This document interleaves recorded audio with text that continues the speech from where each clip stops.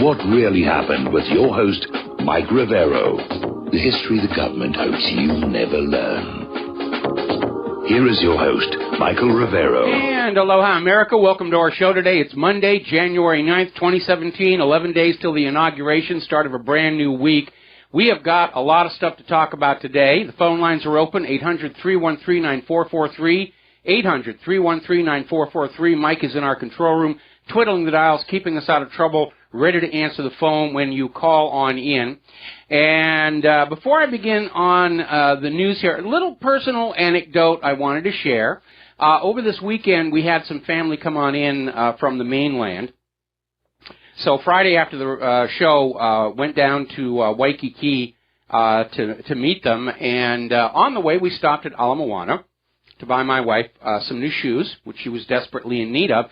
And the manager of the shoe store we stopped at recognized me, got all excited, ran on over, whipped out his cell phone, and called his mother on the mainland, who apparently is also a big fan of the show here. So we had a little bit of a chit-chat. And so, Pam, if you're listening, it really was me. Your son wasn't playing a dirty trick on you. And that really was Claire at the same time.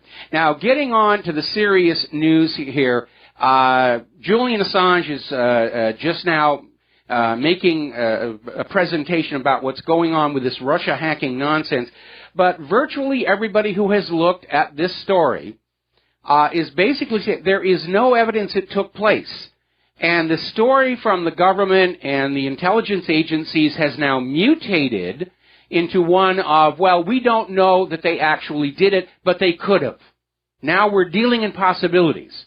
We're being told we need to make stink face at Russia, possibly risk a nuclear war over the fact that Russia maybe kind of could sort of do these things at some point in the future. We've got the Department of Energy is already out there saying how America's entire power grid is vulnerable to cyber attack. And no, it is not, for a very simple reason. The computers that run critical infrastructure, like power stations, nuclear reactors, hydroelectric dams, and so forth, are not connected to the general internet. They're air-gapped for precisely that reason, not letting people get in there. Forget what you see in movies about, oh, I'm going to hack into the power station and do this and that. Doesn't really happen. When the U.S. and Israel planted Stuxnet on Iran's uranium centrifuges to wreck them, it had to be carried in on a flash drive. So now it's all about possibilities, possibilities, possibilities here. And the reality is that for all the talk about what's going on with hacking and all the rest of it, it's not like Hillary's people were really being all that concerned about security anyway. And apparently, John Podesta is now saying the FBI didn't even contact him about potential hacking until after WikiLeaks began publishing his emails by the thousands on October 7th. By the way, Podesta's password was password. Ooh, that's not security. That's a red carpet. That's a come on in and have fun sign. And the story here right now is that when the FBI became aware of the possibility of a hack, they went to the DNC, said, let us do a forensic study on your server to find out who broke in there. The DNC and Hillary's campaign said, no, we have a report prepared by an outside contractor. You can take that. And this outside contractor is the same one who wrote this original article, Russia's hacking this, Russia's hacking that. One of their top officials is a member of the Atlantic Council that has a political agenda of confrontation with Russia. But if there's no forensic analysis of the servers, if the NSA didn't catch any traffic coming through the fiber cables from Russia, then there is no evidence it actually happened. Russia hacking is just the 2017 version of Saddam has nuclear weapons.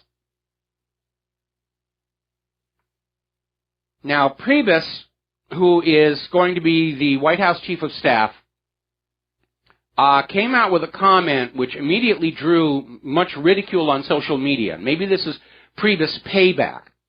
Now, when Trump appointed Priebus to be White House Chief of Staff, that was Trump's way of extending an olive branch to the GOP establishment, because he's going to need them when he runs for re-election. And Priebus just tried to throw him under the bus, saying that, oh yes, Trump understands Russia helped him win the election. There's no question about that. And social media went wild, saying, what are you doing? Now, once again, Craig Murray, a former UK diplomat and whistleblower, has done yet another interview saying this was an inside leak of the Clinton campaign and Podesta emails. It was not from Russia. And Murray was part of the pipeline. He was handed the flash drive by somebody who has not been publicly identified. Could be Seth Rich. Could have been Eric Braverman. We know Seth Rich is dead, shot dead near his home, claimed to be a robbery, except that he still had his wallet, his watch, and his cell phone. Or it could be Eric Braverman, the former CEO of the Clinton Foundation, who has not been seen for months now. And we're hearing all this whining and crying going on. Why don't the people believe us? We're going to take a second here to do a shout out to our honor affiliates who are just now rejoining our network here. And the reality is that public confidence and trust in the corporate media and the government has cratered. John Harwood did an online poll. Who do you believe about Russian hacking? WikiLeaks or the intelligence agencies? The final numbers, WikiLeaks 83%, intelligence agencies 17%. It got even worse when Lou Dobbs put up his poll. Who do you believe over the Russia hacking? Julian Assange or Barack Obama? Barack Obama got just 6%. Julian Assange, 94%. So we're hearing the Obama administration and General Haywood is out there, these people, they must believe us because we're the government. You have to believe us because we're the government. No, we don't, as a matter of fact. Nowhere in the Constitution does it say that we, the people, are under any obligation to believe a government that has been caught lying to us time after time after time after time. They're thrashing around. Public trust and faith in the government and corporate media has collapsed. There's nothing they can do to bring it back, and I have no sympathy for them. They did it to themselves. Now, Trump is out there basically saying only stupid people or fools would want a war with Russia. So, of course, John McCain is out there screaming, we must have war with Russia. We've got to have a war with Russia. War is good. War is going to be a lot of fun, I'm not going to fight in it. Nobody I know is going to fight in it. Your kids are going to go die in it. That's what your kids are for. Now, last night was the Golden Globe Awards, and there was, for those of you who didn't bother tuning in, and I'll admit I was one of them. I don't watch award shows unless I'm a nominee myself. And apparently all of these liberal, whining, snowflake, buttercup crybabies took their opportunity to bash Donald Trump. Meryl Streep got a Lifetime Achievement Award and just ranted against the immigration policies and falsely accused him of mocking a disabled reporter. It didn't actually happen. And there is a video that puts it on out there where Donald Trump did not make fun of a disabled reporter. And you need to watch that video to understand just how the corporate media continues to just pick at little tiny things and twist and distort them to go after Donald Trump.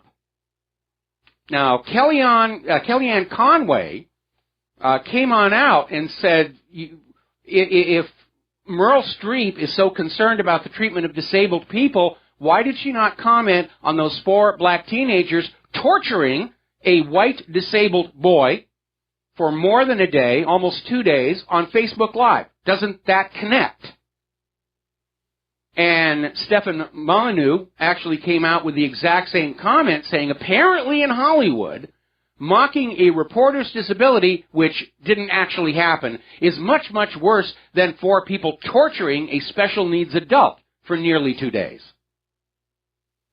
Piers Morgan came on out and said, sorry, Merle, but that hypocritical anti-Trump rant was the worst performance of your career, apart from that time you gave a child rapist a standing ovation, referring to Meryl Streep's applause for Roman Polanski, who got Best Director for The Pianist. Meryl was up there going, oh, yes, go get him. And, of course, the reason Roman Polanski is not in the United States anymore and will not come back to the United States, is there's a warrant out for him for statutory rape. Now, Rosie O'Donnell is still out there foaming and frothing at the mouth, calling for Donald Trump's immediate arrest. For what? She doesn't say. Just arrest him, delay the inauguration. We've got to stop this. Somebody made a humorous video about how we're going to care for all these snowflakes who are traumatized by the fact the world isn't what they wanted it to be. It's amazing. Michael Moore is out there calling for 100 days of resistance against the Trump presidency. I think this is skirting dangerously close to fomenting revolution. It's a good thing for Michael Moore the Sedition Act is no longer being enforced. And Camille Paglia came on out with a good observation that applies to the Golden Globes, that it's time for celebrities to relearn how to age gracefully and fade away. Now, all those Hollywood liberals who are staring a career decline in the face because they backed Hillary, not that I think Trump is really going to care one way or the other, but politics in Hollywood, you're either in with the ins or you're out with the outs. And so this group of liberal Hollywood celebrities are calling for a massive all-around Hollywood strike until Donald Trump resigns. And they're not talking about just actors, they're talking about everybody involved in making motion pictures, actors, celebrities, prop companies, visual effects companies, the movie memorabilia souvenir stores. They want to deny us the blessings of their work, such as Batman versus Superman, Independence Day, Resurgence, Suicide Squad. Don't know how we could live without seeing that stuff coming out of Hollywood. But that's the threat. Get Donald Trump out or you'll never see another Suicide Squad. Anyway. Now that I think about it, that strike might actually improve our culture. Maybe it's a good idea. Go ahead. Go ahead, Hollywood. Go completely on strike. Now, believe it or not, the top fashion designers in this country are still in a snit over Trump's victory. Now, a lot of the top designers, like like Zach Posen, Diane von Furstenberg, Dolce & Gabbana, Michael America, Tommy Hilfiger, they're all trying to get the contract to keep Melania Trump dressed during Trump's term in office. And it's not just the honor of being the dressmaker to the First Lady. They know the photos of what is the hottest First Lady in U.S. history wearing their clothes is going to be good for business. But we still have all these other designers who were making these horrible creations for Michelle Obama, and they're out there saying, well, Melania Trump isn't good enough for our stuff. And looking at some of their creations they put on Michelle Obama, I think Melania is well advised to steer clear of them anyway. Apparently, Jim McGovern has been in Congress since 1996. He represents Massachusetts' 2nd District. And he's out there saying it's time for Mr. Trump's Twitter sideshow to come to an end. He's unfit to be president. They're still frothing at the mouth. And they're especially angry over the fact that Donald Trump wants to communicate directly with the American people through social media, Twitter, Facebook, independent media. He's completely bypassing the corporate media because of the way they treated him during the campaign and continue to treat him to this very day. And everybody in the U.S. aristocracy is in a panic that Donald Trump might actually be serious about not wanting to go to war with Russia and China. Horror of horrors. Now, Alex Jones is running a story right now responding to the Department of Homeland Security, basically saying we're going to federalize the election process, which I think would be a good idea to federalize and unify it to nationwide standards everybody understands. I just don't trust the Department of Homeland Security to be in charge of that. And Alex Jones is saying there may yet be a last-ditch attempt by Obama and the Department of Homeland Security to declare this last election null and void and say we'll have a new election for president, maybe 2 or 3 years down the road. And I know it sounds outlandish, and it sounds a lot like all these other harebrained schemes to deny Trump the White House, from the Black Lives Matter rioting, threats against the electors, an attempt to block the congressional acceptance of the electoral vote, and on and on and on and on. And it may not be any more than that either. But our current entrenched establishment is absolutely panicked. They're desperate. They're in a corner, and nothing is more dangerous than a cornered animal. They see all of that accumulated wealth and power and privilege and comfort and luxury evaporating, just pouring through their fingers. And they understand, with Donald Trump in the White House and the independent media ascendant, history is not going to look back on their track record with kindness. That's why he's complaining about Twitter. They've lost control of the national history. Now, backpacks and drones are being banned from Trump's inauguration out of fears of an ISIS attack. I think it's a good idea to ban the backpacks and drones. I don't think ISIS is the worry. I think it's the Hillary-lights. I think it's the representatives from the military-industrial complex. The biggest threat to Donald Trump is from the U.S. government, as it was in the case of John F. Kennedy, Robert F. Kennedy, Ted Kennedy, George Wallace, and so forth. Now, the corporate media on this issue of this horrible event that took place in Chicago, these 4 black teenagers kidnapped, tortured a mentally disabled white kid for almost 2 days. And the corporate media is still out there trying to say, this wasn't really a big deal.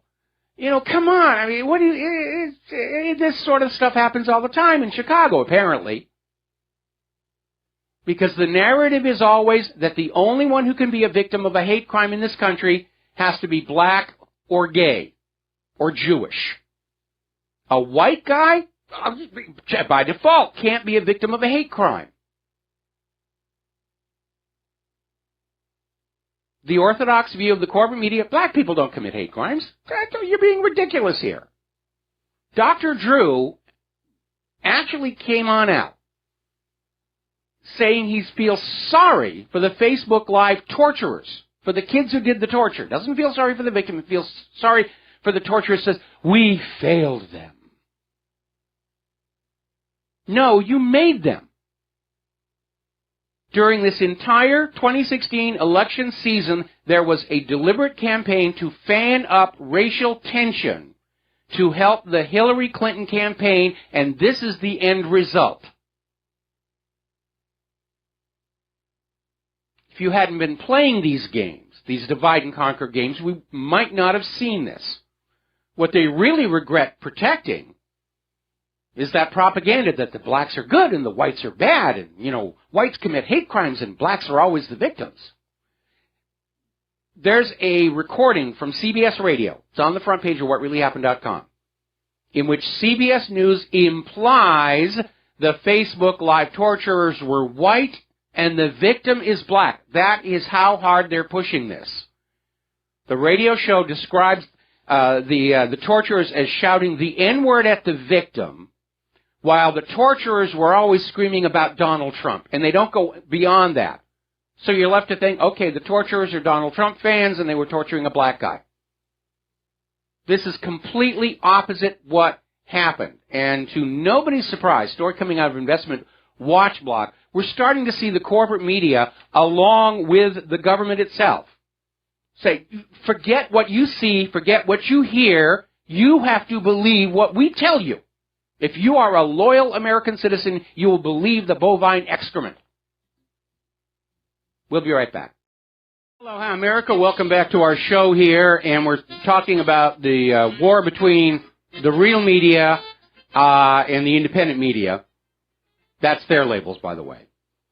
And that CBS recording really lays it out. They literally wrote that news piece to imply, they didn't say, but they implied the torturers were white and the victim was black. And, by the way, as a side note, somebody launched a GoFundMe campaign for that mentally disabled kid who was tortured by these 4 black kids. And they've already raised over $100,000 for him, which is not adequate compensation. Now, the judge in this case is refusing to allow bail for these torture suspects. And already the black community is out there saying, oh, well, they're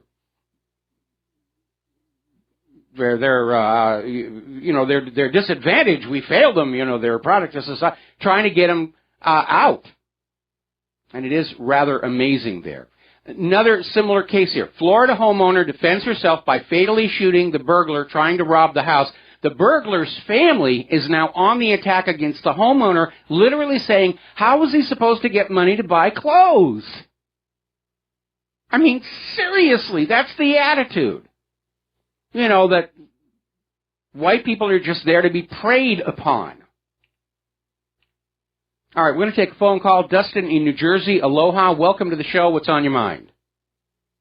Yeah, hi, Mike. I want to talk about Hollywood and Russia, but on the 4 black adults that beat up and tortured the white disabled kid. It's amazing how the media, all these people, and even the police department over there were basically saying these young people, they try to make them like more normal looking, like victims, like they're victims. They had bad home training. Like, these kids don't even go to school, probably, Well, the girl who was the leader of this pack, if you will, was already on bail awaiting trial for shoplifting. These are not good kids. And maybe, yes, they're a product of their environment, which tells us that our environment is seriously screwed up after decades of liberal agenda. And moving on to Hollywood, but they can all go on strike because I got a very large collection of VHS and Laserdiscs and DVDs, and I find I'm watching them more than any of the newer stuff anymore. Well, that's why I put up that Time magazine article on the 10 worst films of 2016, and I've been saying all along, part of the price that Hollywood has paid for going along with the political agenda, kicking out people who were free-thinking, who weren't going along like sheep, is they inadvertently at the same time kicked out their most creative talents.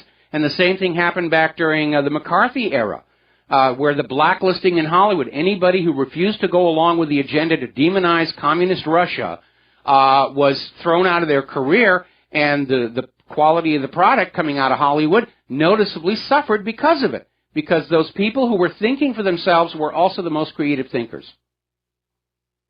So you remember also, like, that flyover, the whole Midwest is a fly. I mean, I'm from New Jersey, but I mean, like they say, these people on the East and West Coast, most people live in a bubble of their own world. And Hollywood and the media are even more of a bubble, minus the paid off, ones, but like they live in a bubble of their own world.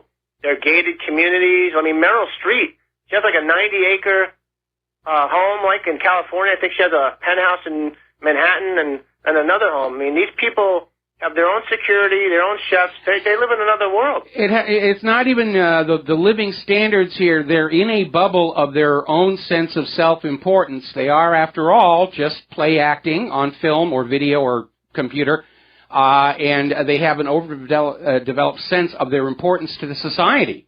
I mean, this idea of we're going to punish America by not making any more movies until Trump resigns, I think the reaction of most Americans is going to be, okay, fine, we'll let more films that are made in places that make good movies, like New Zealand, we'll let them into our theaters, or some of the stuff coming out of Europe is just amazing. Hollywood is no longer the center of global filmmaking, except in its own mind. And it really has been in decline for all this time. Anyway, Dustin, got to let you go. Got to take another break for commercials, and we'll be right back. And aloha, America. Welcome back to the show here. And I'm getting emails coming on in reminding me of the other recent offerings from Hollywood that would lead us to cheer a complete, total strike of Hollywood filmmaking. The remake of Ben-Hur was definitely up there. And the feminized Ghostbusters, which was an absolute epic fail. So, we're going to go back to the phones here. George in Texas, aloha. Welcome to the show. What's on your mind? Well, happy belated New Year, Mike. Happy belated New Year to you as well. Anyway, I was sitting here thinking about, Obama teaming up with Homeland Security to a way to overturn election. Well, there's a problem with that. If they try that, well, number one, Barack Obama threw the law enforcement underneath the bus with Black Lives Matter and Ferguson and all that. Number two, there's a lot of people in the intelligence agency that are really sick and tired of the reckless handling of intelligence information, especially with Hillary Clinton. And number three, the military ain't behind him. So he's really burned his bridges with the key critical elements of a coup d'etat, because I don't really think they'll go along with it. Well, we could be dealing with a president who is coming close to the end of his presidency, who is mentally deteriorating the way Adolf Hitler did toward the close of the war, when he was flat out delusional, thought he had armies that didn't exist, and was surrounded by a bunch of people who dared not contradict him. And we may be seeing the same thing here. Oh, yes, Mr. President, this will actually work, and blah, blah, blah. And none of them have. I'm sure somebody somewhere was convinced riots in the street after the election were going to reverse the Electoral College. Then there were the direct threats against the Electoral College. Then there was the challenge to the electors themselves when Congress received the electoral vote. Whoever got these things going was absolutely convinced by themselves and their own advisors that these things were actually stood a chance of working. Well, another thing, they're all talking about this really deep divide in this country. Well, there's really a severe split in the African American community. I'm really starting to see a lot of Black Americans start to stand up for what is good and starting to denounce this thuggish behavior and this culture they live in. They want to turn things around. And I see a real fracture in the Black community. No, I'm starting to see that as well, and that's a very, very good thing to have happen. It's not a recent phenomenon. I mean, back during the days of affirmative action, when the government decided that proving equality of opportunity was too difficult and they would just mandate equality of outcome, there were a lot of Black people who had become successful on their own terms, on their own skill, talent, and hard work, and they didn't like this affirmative action because it basically said everybody was assuming, oh, you're an executive of the company because of affirmative action.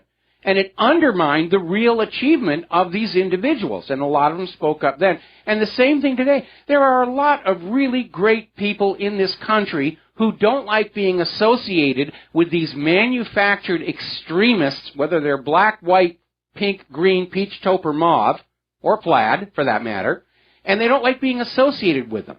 And we're seeing constantly where all these law-abiding, very decent Muslims are standing up and saying, don't conflate us with these wacko terrorists. We have all these law-abiding gun owners standing up saying we're tired of being equated with these kids whose brains are melted on prescription antidepressants. And it's time to just take people on an individual basis and stop all this, because the manufacturing of these thuggish groups is part of that whole propaganda effort. And as I said, what happened in Chicago with these 4 black kids, you're right, they're adults, they were over 18. These 4 black people torturing this mentally retarded white kid for close to 2 days is the end result of an entire campaign year that was screaming black lives were important, white lives are not important, whites are the cause of all the problems in the black community, and this is the end result. Well, the thing, with Black Lives Matter, I would like to see Black Lives Matter go in front of Planned Parenthood to protest the murder of half of the black babies in the abortion mill. So you won't see that happen. Well, if you saw 4 actual Trump supporters torture a black special needs person, I'll tell you one thing, the media would be in a firestorm. Boy, it'd be like blood in the water with sharks. Yeah, because they're still pushing their agenda. They're pushing the liberal agenda, and they still think, despite the numbers to the contrary, they still think the vast majority of the American people are paying attention to what they're saying and will form their decisions on the basis of what these highly paid prostitutes and correspondents are telling them to think. But the polls are showing those days are pretty much over. If there's one thing that we in the independent media can point to as a success, as a victory, at this time in history, it is that we have removed from the corporate media and the government the ability to lie to the public with impunity. And without that, they're stuck because they have been controlling this country, controlling the American people with lies, fraud, and deception for so long, they don't know any other way. They don't know how to actually come forward and present a convincing, structured, rational argument that we should be doing X, Y, Z. It's always Hegelian dialectic, and everybody's now on to that trick. Well, it's just like a husband that beats his wife and lies to her and cheats on her, and he's trying to say, you got to believe me, you got to trust me, and she's not buying it. So that's what it looks like. Yeah, that's a very good analogy because very often when there is an abusive individual against a spouse or a child, the message is, you deserve this. You're the bad person. You deserve this. You're making me do this to you. And they'll go along with it for a while, and then all of a sudden there's that great awakening. No, wait a minute. I'm not the bad person here. The person abusing me is. And now we've got 300 million Americans who are going through that experience saying, no, I'm not the problem here. The government that is abusing me is the problem. Well, thank you, Mike. Have a good day. All right, thanks an awful lot. We're going to let you go here. Getting on back to the establishment media versus the independent media, basically saying there's an article that came out of The Guardian. Moral panic over fake news hides the real enemy, the digital giants. Basically saying that the news that cannot be relied upon, the news that always turns out to be based on lies, fraud, and deception, isn't coming from the independent media. It's coming from the government, parroted by the corporate media, who have, at least for the moment, the advantage in terms of bandwidth and outlets and guaranteed access to your TVs through the cable company. But that advantage is not holding up, and that's why they're in a panic. Now, here's a bizarre article, came out of shtfplan.com, where Obama is now out there expressing his concern that Americans trust Vladimir Putin more than they trust the U.S. government, and they do by quite a wide margin. And Obama's out there saying, we can't have this. Putin's not on our team. We can't let the American people trust him. People are waking up. People are not buying the lies. And we're seeing the entire government and corporate media taking the position that we are somehow obligated to take their word for whatever's going on, despite what we see with our own eyes, hear with our own ears, our own senses, our own thoughts and analysis. They want us to surrender that and just say, you just rely on us and we'll keep things going here. Well, again, let's look at human-caused global warming. We're already seeing another record-setting winter descend upon the northern hemisphere, and they're still out there saying, oh, the Arctic is just on fire. Really, it's global warming. You've got to pay carbon. They're raising on a busted flush, and then they wonder why we won't trust them. And I was rather pleased to see, I made up a couple of graphics on this idea that Russian hacking is the 2017 equivalent of Saddam has nuclear weapons. And I posted it to social media. It's all over the place, and I encourage you to do the same thing. If you make that point, it cuts through all the denial that is going to be in that tiny, tiny percentage of people who are still buying the official story. Just say, Russia hacking is the current version of Saddam's nukes. There was no proof in either one. It was just an excuse to go to war. People plug into that. Even people who are not disposed to think of the government automatically as liars. So what is the corporate media going to do? Well, they're going to go after the advertisers. They're going to try and drive the independent media out of business. The New York Slimes is out there urging a boycott of Breitbart. They're trying to get people to stop, to contact the advertisers at Breitbart and say, we're not going to be buying your products because you advertise on Breitbart. Remember what I said? The other side thinks it's their divine right to play dirty. And this is exactly what's going on here. So we need to boycott the New York Slimes. We need to boycott everybody who advertises in the New York Slimes. If it's okay for the New York Times to do it, it's okay for What Really Happened to do it. Sauce for the goose. And because of their overhead at the New York Slimes, I mean, they're already in trouble. They're much more vulnerable to an advertiser boycott than Breitbart is. So let's turn over to the war zones, emphasis on the plural because there's a lot going on over there. 2 more Syrian settlements have agreed to the Russia-Turkish-Syrian peace plan in the last 24 hours. So that is really starting to settle down here. The Syrian army is close to a complete liberation of Wadi Barada area near Damascus.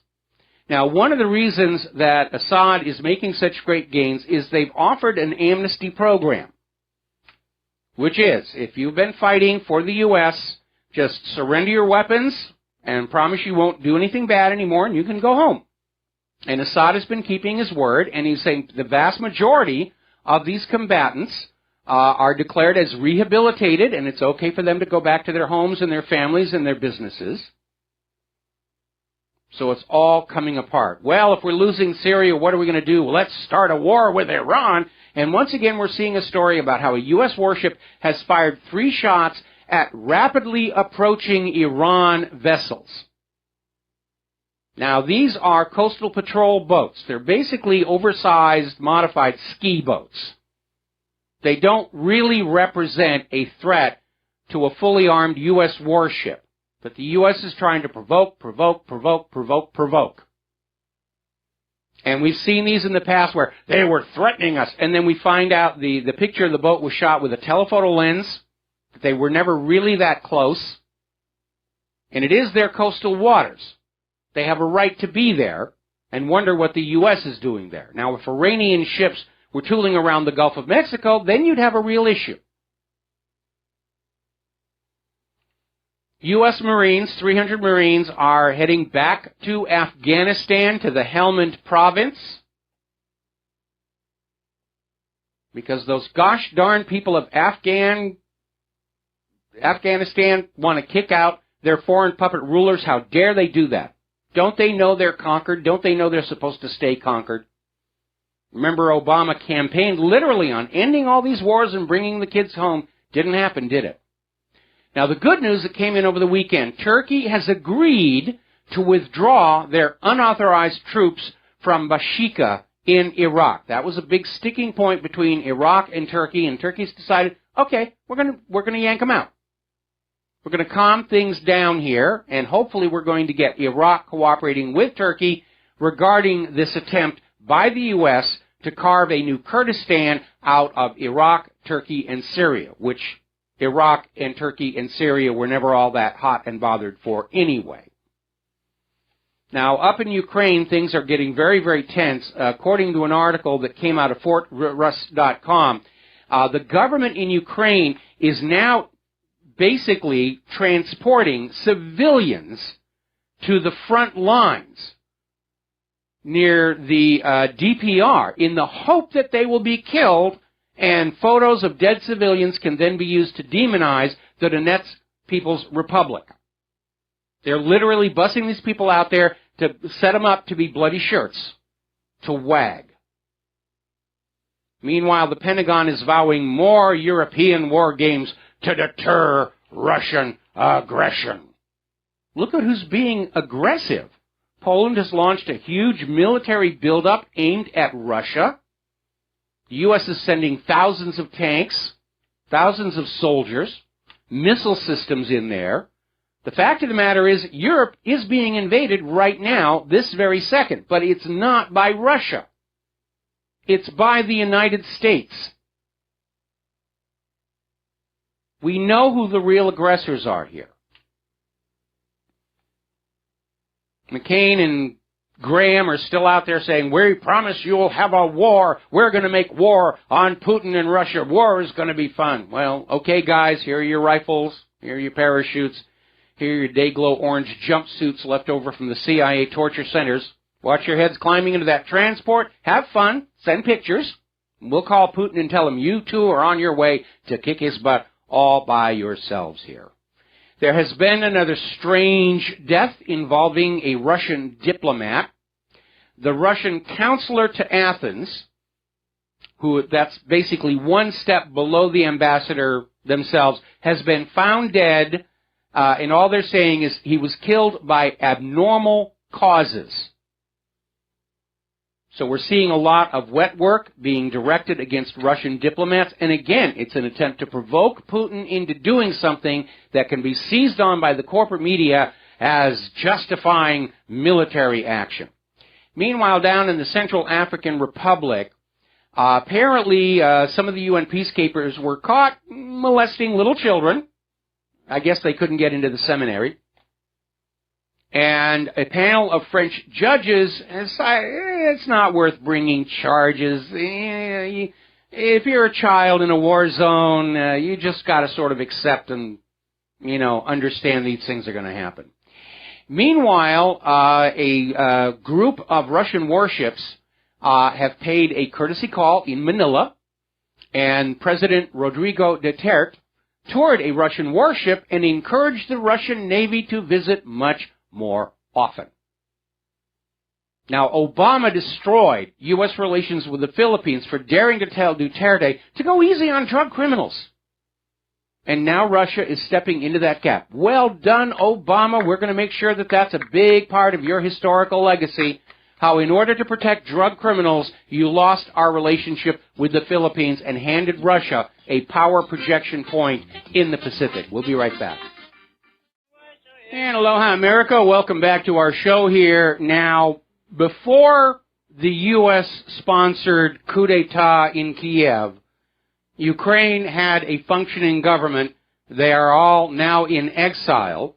And according to former Ukrainian Prime Minister Nikolai Azarov, they are forming a government in exile and starting diplomatic overtures to other countries to be recognized as a government in exile.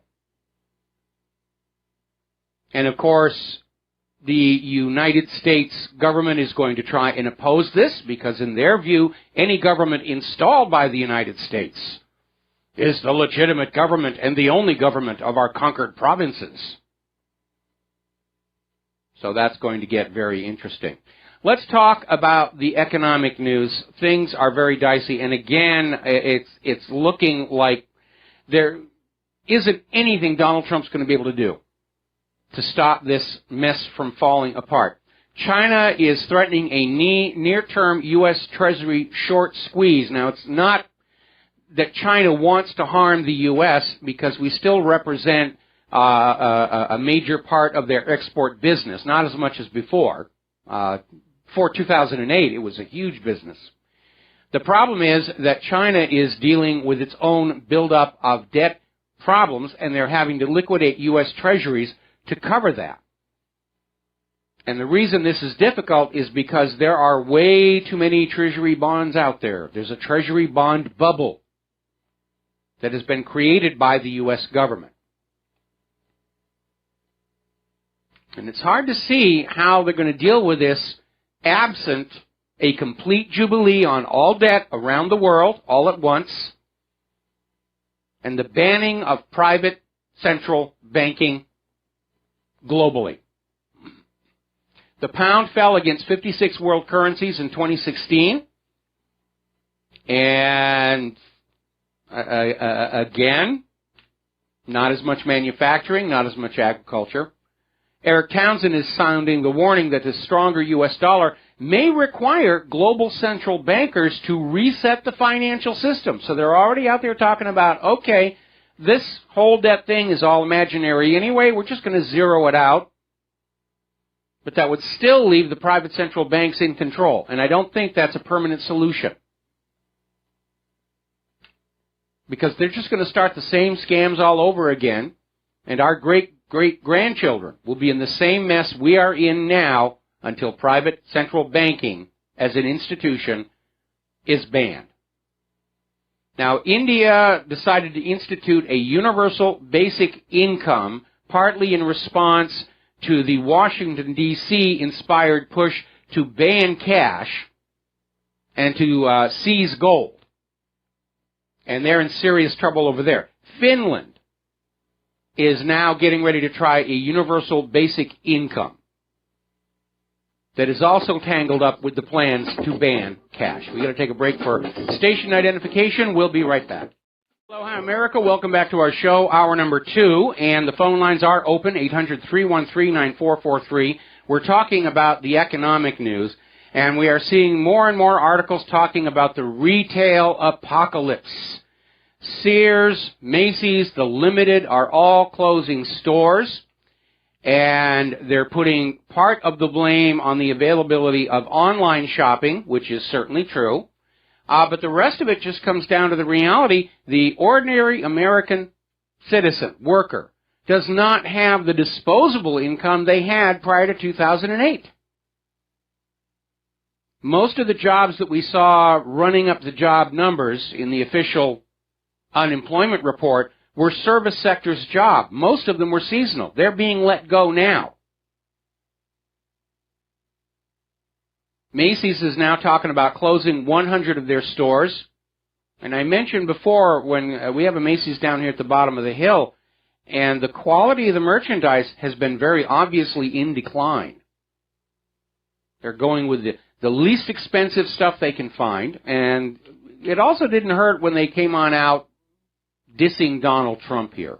But the bottom line is, there's little productivity growth in the Western world.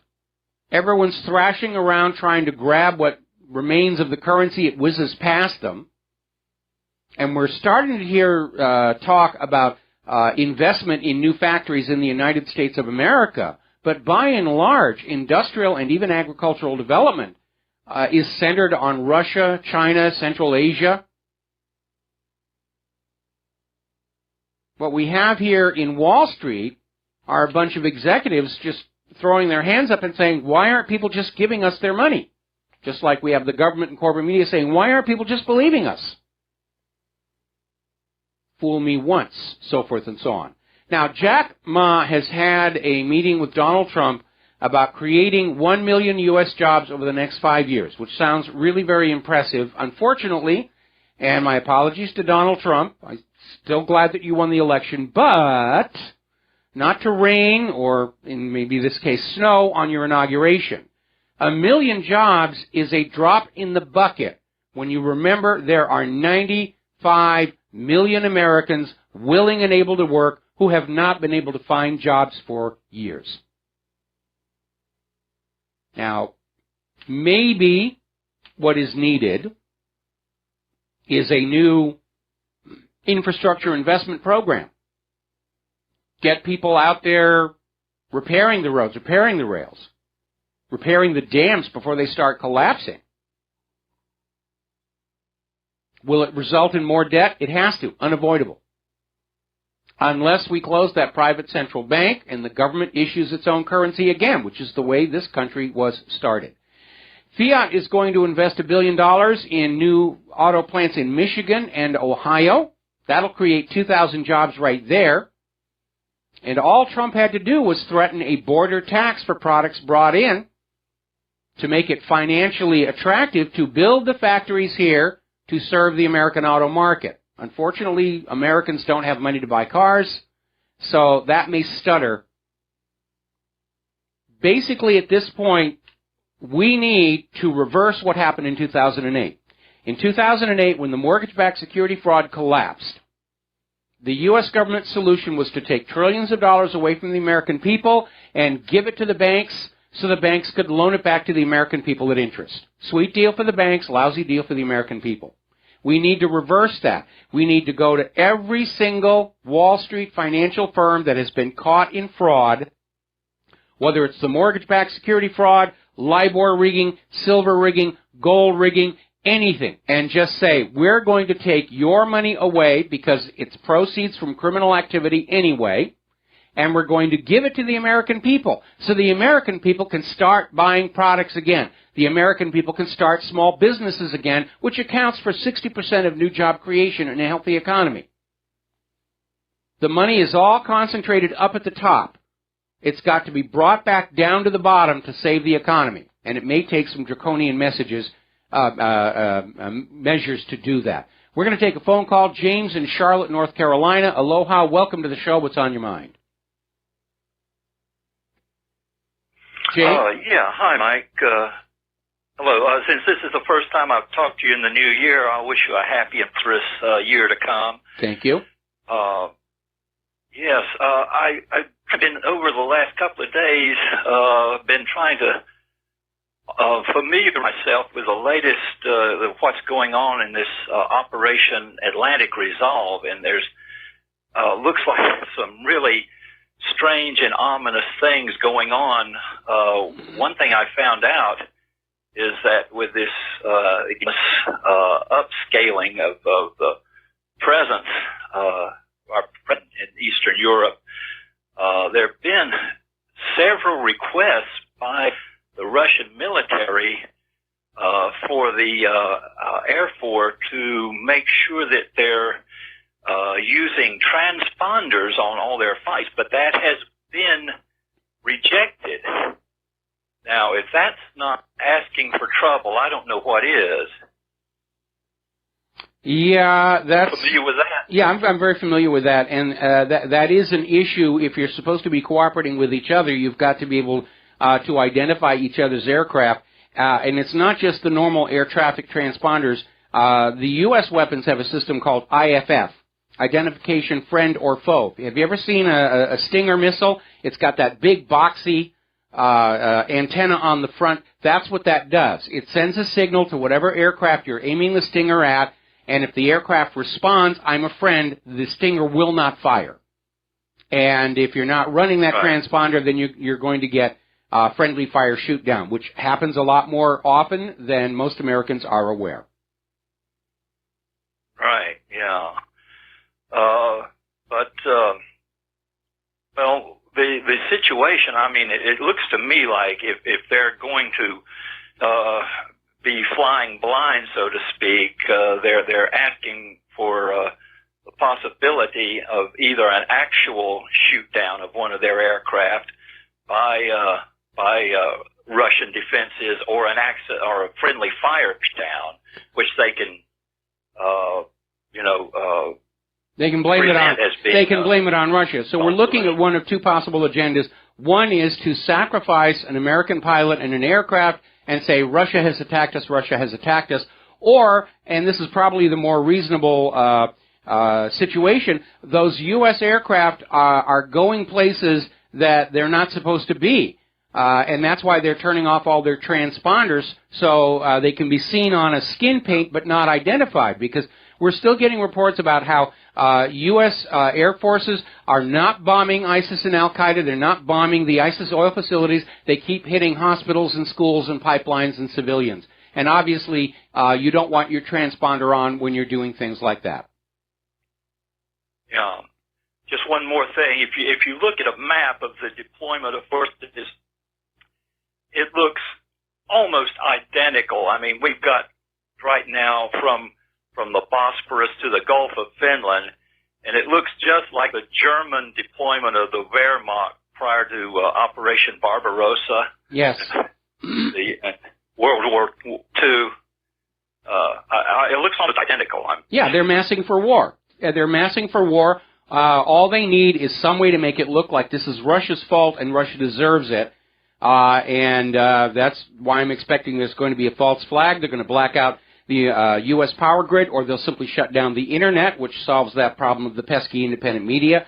But they've only got 11 days to get this thing cranked up, because after 11 days, with Trump in the White House, the war party is over.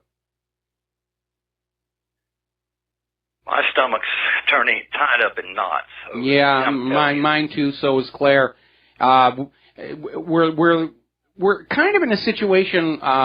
like small children. When you're a small child, you believe your parents are perfect because if they're not perfect, then your own security feels threatened. And so children always believe their parents are great. During the process of growing up, they realize that's not really the case. The parents are just bigger kids with their own money. But the American people are predisposed to believe the government knows what they're doing, that these individuals in Congress and the White House really do represent the best minds of the nation, because to have any other view of them makes people, as you say, your stomach's churning, and people are very, very nervous. But it's time to wake up to that reality, because simply pretending that people in Washington, D.C. know what's right and know what they're doing, that's going to put us on the path to disaster. Ultimately, the power in this country is we the people, with it, the responsibility. If our government is behaving badly, we the people have to stand up and do something about it. At the very least, point to the government and say, you guys are nuts, and we're not going to listen to you anymore. Yeah. Well, I mean, we can do that and hope for the best. Hope we can make it through Inauguration Day. Only 11 days to go. I got the countdown timer running and everything. Right down to the second, huh? Yeah. As soon as he says, I do, or I swear, that's it. The party begins. Yeah. Okay. Well, good talking with you. All right. Thanks an awful lot here. We're going to take a moment to do a shout-out to our on-air affiliates who are just now rejoining our network.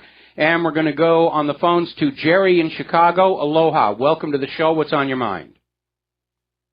Aloha, Michael. Thanks a lot for taking my call. In this last 10 minutes, you just mentioned something about our infrastructure. And I remember seeing a show on the Discovery Channel about 10, 11 years ago, and it talked about our infrastructure. And I believe there were 15 points involved. And our infrastructure got a D- as an average grade. Now, that was 10, 11 years ago. What is it now, an F? Probably there hasn't been significant investment in restoring and rebuilding or replacing our infrastructure. And a lot of people don't understand when you're talking about that. That's an important issue, because the infrastructure exists to support life, to support commerce. If you're going to be trucking goods across the nation, you have to have good, reliable roads and railroads. A big area where the infrastructure is a problem is that whole western irrigation system, which, because it's decayed and cracked and not being repaired, today it's only delivering 1/3 of the water that it did when it was brand new, and that means that you're dealing with previously fertile farmlands are reverting back to desert. And our infrastructure has been neglected, because we've been on a covert war economy for about 15 years now, and our infrastructure was not in good shape even back then. And it's just been allowed to rot away. That gave us the disasters with New Orleans flooding during Hurricane Katrina, because funding to reinforce and replace and repair the levees had been cut. Some of those levees had the dirt piled up, but they hadn't been tamped and waterproofed.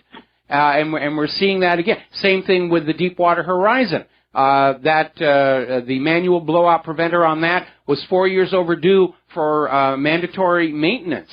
And when you let this stuff slide, bad things start to happen. The nation stands or falls on the quality of our infrastructure. Okay, Mike. Well, that's all I wanted to check in on, and you have a great day. All right. Thanks an awful lot. We're going to let you go here. Now, turning to immigration, the stories just keep getting worse and worse and worse. Apparently, over in Italy, a 31-year-old African migrant raped a 12-year-old girl. And apparently, there was a lot of stalling on this issue. They didn't realize that she was pregnant until she was in the 4th month of pregnancy, at which point she's past the point that she could legally get an abortion. So she had to carry the baby to term. This 12-year-old girl. Now, the baby's been put up for adoption, but still, what a horrible, horrible thing to do to a 12-year-old girl. To put her through pregnancy and childbirth, and then give up the child. So this cultural enrichment that we keep hearing about isn't really working out. But cultural enrichment was not the goal. The New World Order was, and a foundation necessary for the New World Order is for all the people of the world to be blurred together, to destroy any sense of a regional identity, cultural identity, historical identity, anything that gives you a sense of self that makes it more difficult to control you. And that's the reason why Soros has been spending so much of his money to flood Europe with refugees from the U.S. wars, refugees into the U.S., illegal immigrants coming across the border. They're trying to create a single common human population where everybody's sort of the same. And it's not working out. And George Soros is out there whining and crying after all the billions of dollars he has spent, and Donald Trump is just going to come along and spoil it all. Or if it isn't Donald Trump, it's just the people of planet Earth who don't share his vision and are getting in the way. And he's whining and crying about how liberal democracy is failing all across the Western world. Well, here's the problem with that, George. The model you're putting on out there is not, in fact, liberal democracy. It's not even democracy at all. It's a fascist economic dictatorship with trappings of a democracy like we currently have here in the United States of America. Except this last year, the American people realized the elections are fraudulent and generated a tsunami of support for Trump that overwhelmed the vote fraud mechanism. Maybe that's why Department of Homeland Security is taking over the elections, because by golly, when we rig the elections, they are going to stay rigged.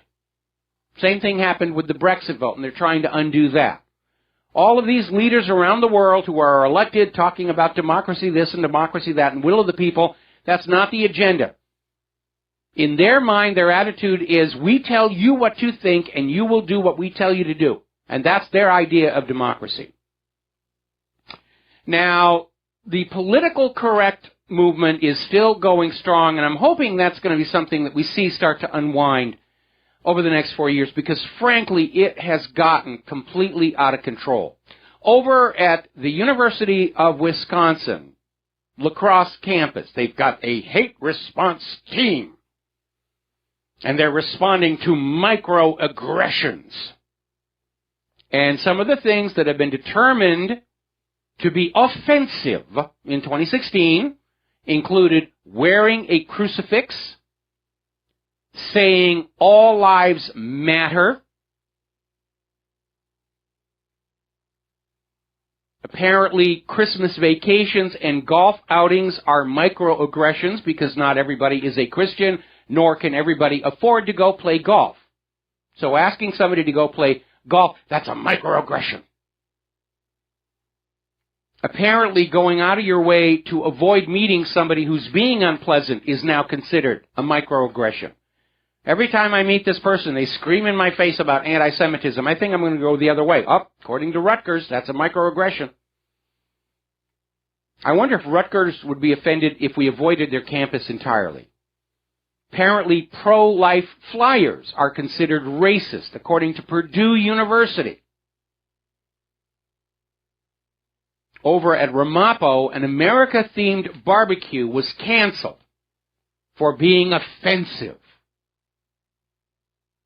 Because Americanism, that's inherent racism. Doesn't matter that you're standing on the country, you're not supposed to do that. Over at Florida State University, Harambe costumes are cultural appropriation. You're not allowed to borrow that. Apparently, at the University of Southern California, the statement illegal immigrants was banned on final exams because it's dehumanizing. No, it isn't. It's a legal definition. Illegal immigrants. Illegal. That's it. It is a perfectly legitimate term to use. Apparently, the word holiday, along with evergreen trees, was too religious for the Texas Women's University. It was bad enough you can't say Merry Christmas. Now it couldn't even say Happy Holiday.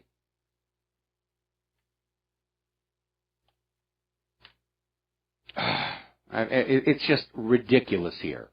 Apparently, the American identity is the most blatant microaggression over at UVA. And these students only had to go into $75,000 in student loan debt to learn this. And I'm sure they're all going to find wonderful, high-paying jobs learning about all the things to feel bad about and be offended by. We'll be right back. Aloha America, welcome back to our show here. Now, as you know, part of the gun-grabbing agenda has been to declare that when some kid with his brain melted on prescription antidepressants goes on a rampage and kills some people, that it should be permissible to sue the gun dealer and the gun manufacturer for damages. And it's a bit of a reach. That's like saying that people have a right to sue the automakers when a drunk driver kills somebody on a crosswalk. That's how ridiculous that is. But apparently in Missouri, they've decided to take a step in the other direction. There's a bill under consideration that would make any business that declares itself a gun-free zone liable for any injuries suffered by customers on the premises when somebody who can't read the gun-free zone sign comes in with a gun and pulls the trigger. And I think that's perfectly fair.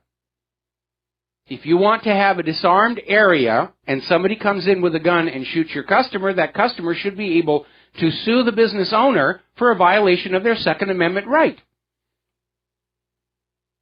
And a lot of people are already looking back at that horrible incident in the Florida airport, saying, what a shame that none of those people were allowed to have a gun to shoot back at this guy with.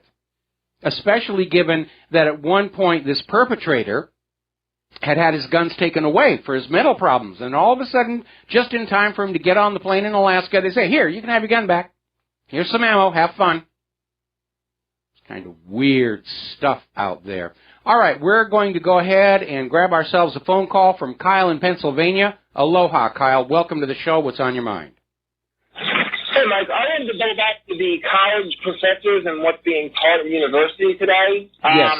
So a story that has law students not being taught rape law because it can be considered offensive or upsetting to them. Okay, what kind of law? Hang on, what kind of law they can't be taught? Rape law. Oh, okay. Because it's considered upsetting to the students. How are you going to have lawyers who don't participate in a certain section of law? Either prosecutors or defenders, or public defenders. I don't understand where this sort of information is bad. Information is neither good or bad. It's simply information.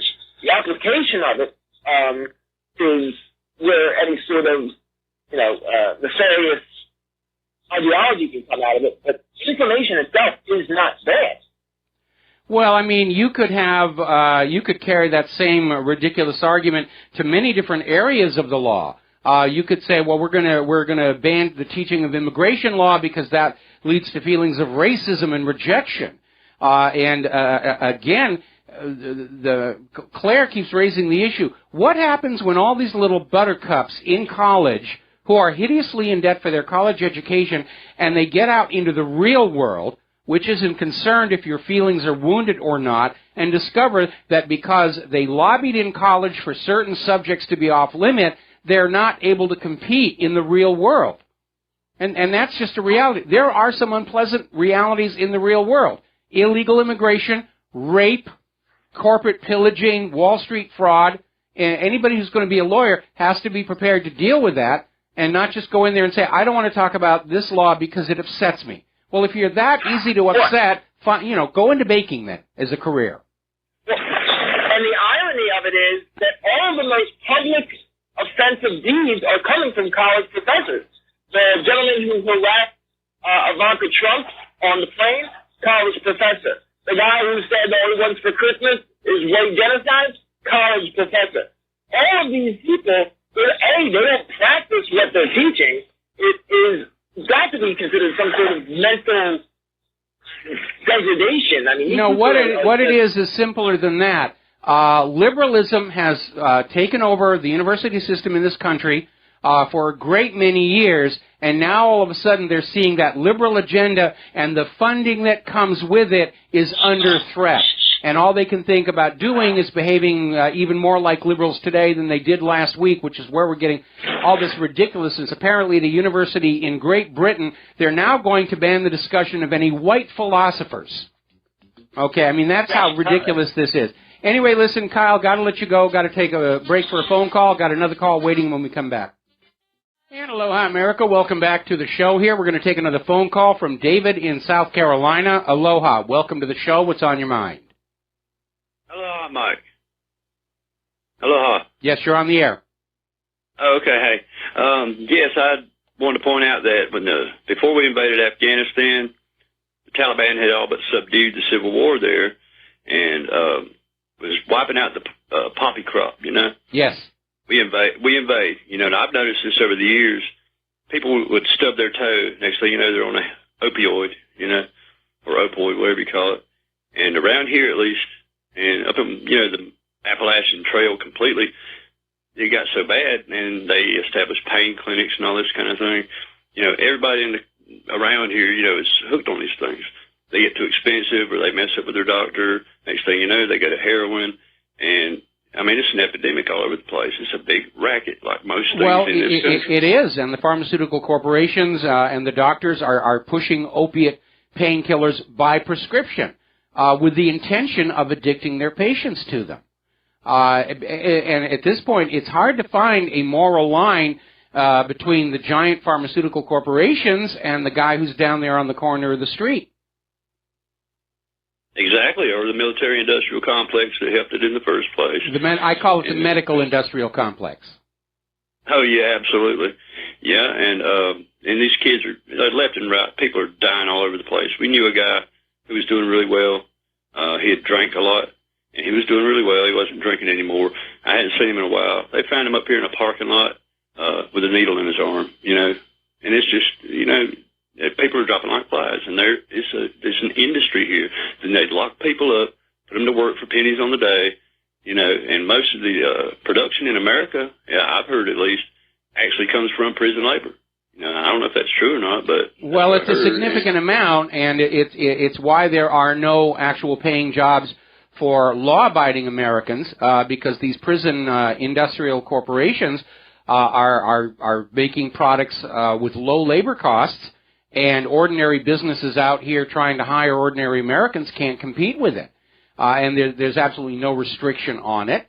And as far as the heroin, the street heroin coming in, that is all coming in from Afghanistan. As soon as the U.S. had kicked the Taliban out, the poppies were blooming. We have photos of coalition and U.S. soldiers protecting those opium poppy fields and handling the bags of raw opium.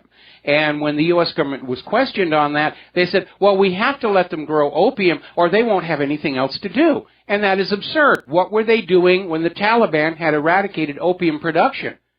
They had to be doing something here. Now, obviously, they make more money by growing the opium, but that's not the same thing as saying that they're not going to have anything to do if they're not allowed to grow the opium. And where does the opium go? It's coming here to the United States. It's going into Russia. Russia's not happy about that at all. But if you look back, there is a long, long history of U.S. government involvement with drugs. You've probably all heard of the Skull and Bones fraternity at Yale University. Has a very dark reputation. Its official legal name is the Russell Trust. The Russell family fortune was made in the opium market, which back then was politely called the China trade, because they were growing opium. It was legal at the time. They grew opium here in the United States to sell to Britain. Britain sold it to China. And in fact, Britain actually fought a war with China over their right to sell opium to the Chinese people, which is where you get the popular image of the opium den in Chinese culture. We know that the CIA was bringing heroin back in from Vietnam inside the body bags of our dead kids. It was transshipped right through here in Hawaii because they didn't have any transports that could cross the Pacific Ocean in a single bound, even with aerial refueling, and it corrupted our local political structure, and we're still feeling the effects of that. We all know about that gun and drug running operation out of Arkansas in the 1980s, guns down, drugs back, cocaine to sell to our kids. Gary Webb did an expose of that called Dark Alliance. It's always, I mean, illegal drugs, first of all, they're kept illegal to make them more profitable, and then they're basically grabbed by the government as a non-traceable source of revenue for covert operation. And most Americans are still having a hard time getting their mind around the fact that the biggest drug smuggler in the country is the country. And the war on drugs is really just a war on the competition's drugs, because competition drives down prices and profits. Fast and Furious was selectively arming one cartel in Mexico, the Sinaloa cartel, in order to eliminate their competition so that more profit could be made on the drugs. It is that open and blatant. It's a repeat of the corruption that we saw during the prohibition of alcohol. The same exact patterns are repeating all over again. And the Bush and Clinton families are up to their necks in this. Exactly.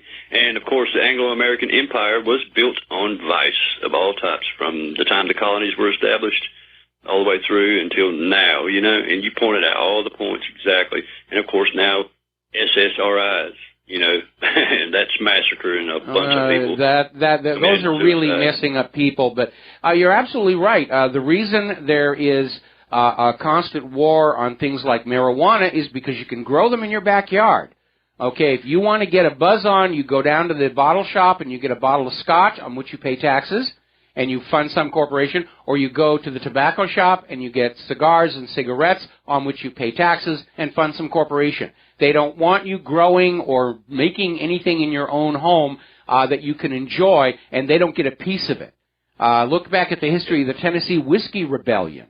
This idea that, you can have alcohol and tobacco and these other intoxicants, but by golly, the government will control it and make a profit off of it. Even in these states that are decriminalizing marijuana, you still have to go to a state-sanctioned store to buy it. You're not allowed to grow it in your own home. And, of course, the current marijuana going around doesn't have any seeds in it anyway, which is very different from when I was a kid in college where you got seeds in your Pakalolo, and you could grow them outside on the highway divider or something, which happened a lot. Yes, and it should be pointed out that George Washington himself was a hemp grower, and the ropes for ships and everything else throughout the world were made out of it. You know, it's got many uses. Well, okay, but you need to be very careful here, because the hemp plant that makes really good rope makes really lousy smoke, and the hemp plant that is really good for smoking for enjoyment makes lousy rope. It's actually two different species of the same plant.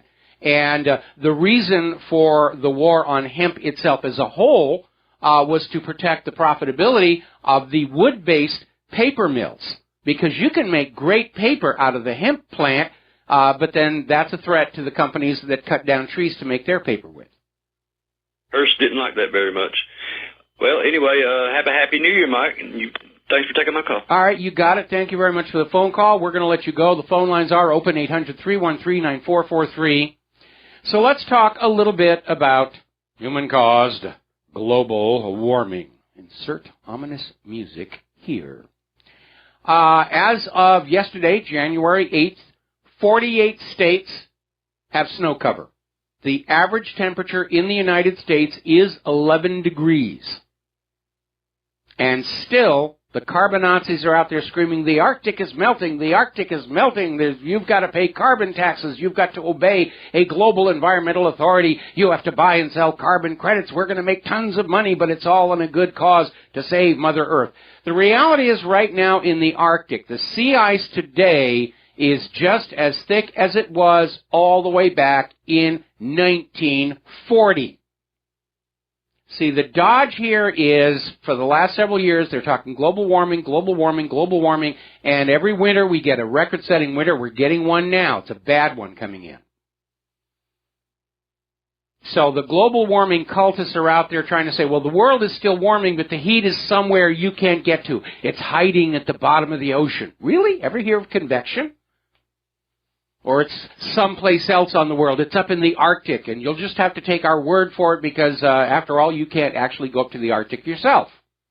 Just trust us and our satellites and our graphs and everything like that. Then we had that scandal where the NOAA 16 satellite was over-reporting ground temperatures by 10 degrees. NOAA didn't discover that, or maybe they knew about it and weren't going to talk about it. It was ground observers who were pointing out what their instruments on the ground were showing. was way lower than what NOAA 16 was indicating.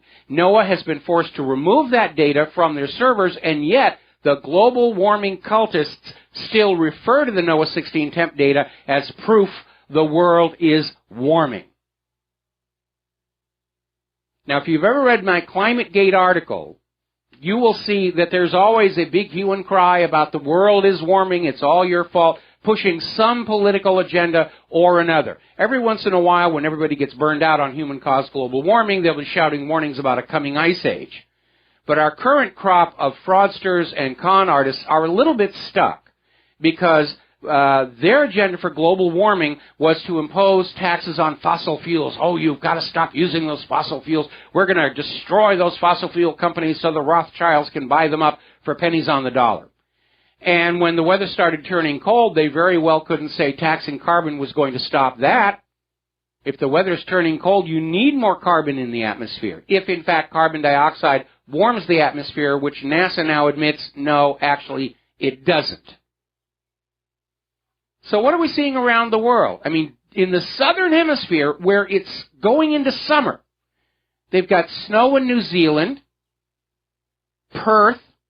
Here in the United States, they're calling it snowpocalypse across the southern United States, into Florida, British Columbia, which normally is warmed by an air and ocean current called the Pineapple Express, which starts here in Hawaii and flows up there carrying warm air and tends to keep British Columbia and especially Vancouver warm and mild during the winter. Didn't work. Vancouver's now getting snow. So let's see. We're coldest winter in 20 years in Perth. Longest cold spell since 1986 in British Columbia. Record cold in Miami, Florida. And over in Europe, they are having a miserable, miserable time. And so far that they know of, they're probably going to find more when the snows finally melt next summer. But so far, 23 people are known to have died freezing to death, including several refugees and homeless people. The refugees were sleeping rough, didn't have a shelter, and they didn't have enough emergency warming centers open. So people are literally freezing to death in the streets of Europe, and I'm sure a lot of those refugees from the much warmer Mideast are saying, whoa, we're going to go home. We can't deal with this thing. Switzerland, minus 41 degrees. Russia had their coldest Orthodox Christmas just a few days ago in the last 120 years. Poland temperatures 20 degrees below zero. 10 people died there. Belgium, one driver was killed when his truck slid off the highway. Italy, dozens of homeless people have died from the cold. And, let's see, skiers in Sarajevo remain there. The temperature dropped to minus 27 degrees. At that point, it's actually very dangerous to ski because of wind chill. We were reporting last week on how ski resorts that had opened in Montana, oh, it's an early season, we're going to have a great... They had to actually close the ski slopes because the wind chill was minus 40, which meant a skier starting at the top of the mountain and shussing down to the bottom would be dead and an ice cube by the time they got there. A lot of airports are whited out from the snow. A lot of roads are closed. A lot of dangerous driving conditions in Europe and here in the United States of America. Over in Connecticut, they had a multi-vehicle pileup involving 20 cars, 3 tractor trailers, and a tanker truck caused by the severe winter conditions and resulted in the closure of Interstate 91 in both directions. We're looking at a hard freeze warning in South Arkansas. They had one on Saturday, and they're saying it's going to be continuing. People in the Houston area had a hard freeze, and there was a rather interesting photo connected with that one because there's what's called the Wortham Fountain on Allen Parkway, which is this fountain with all these arms coming on out with spray heads, and it sort of creates this sphere shape of water. And they had to leave it running because the last thing you want to do when you have a hard freeze is stop the water from flowing through a pipe. Because when it turns to ice, it will expand and break your plumbing. And so if you are in an area, you always leave your outside faucets dribbling just a little tiny bit so the water and ice has some place to go. That's something that's very odd about water that you don't see in very many other substances. Normally, when something goes from liquid to solid state, it shrinks. In the case of ice, because of the way the ice crystals realign, it will expand. That's why ice floats on water. That's why the ice cubes are at the top of your soft drink. And so you have to protect your pipes. If you're in an area with a hard freeze, you've got to leave those outside water faucets, unless you've got insulated covers on them.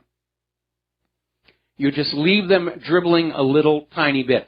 A few years ago, I saw this amazing photo of a garage in which were parked two fairly expensive cars. One was a Porsche, I forget the other one, but apparently the homeowner had forgotten about leaving the faucets on, and water pipes that were running across the top of the garage cracked. When it warmed up, the water started flowing, then it started freezing again, and both of these vehicles were just encased in solid ice. Freeze warnings issued in Central Florida.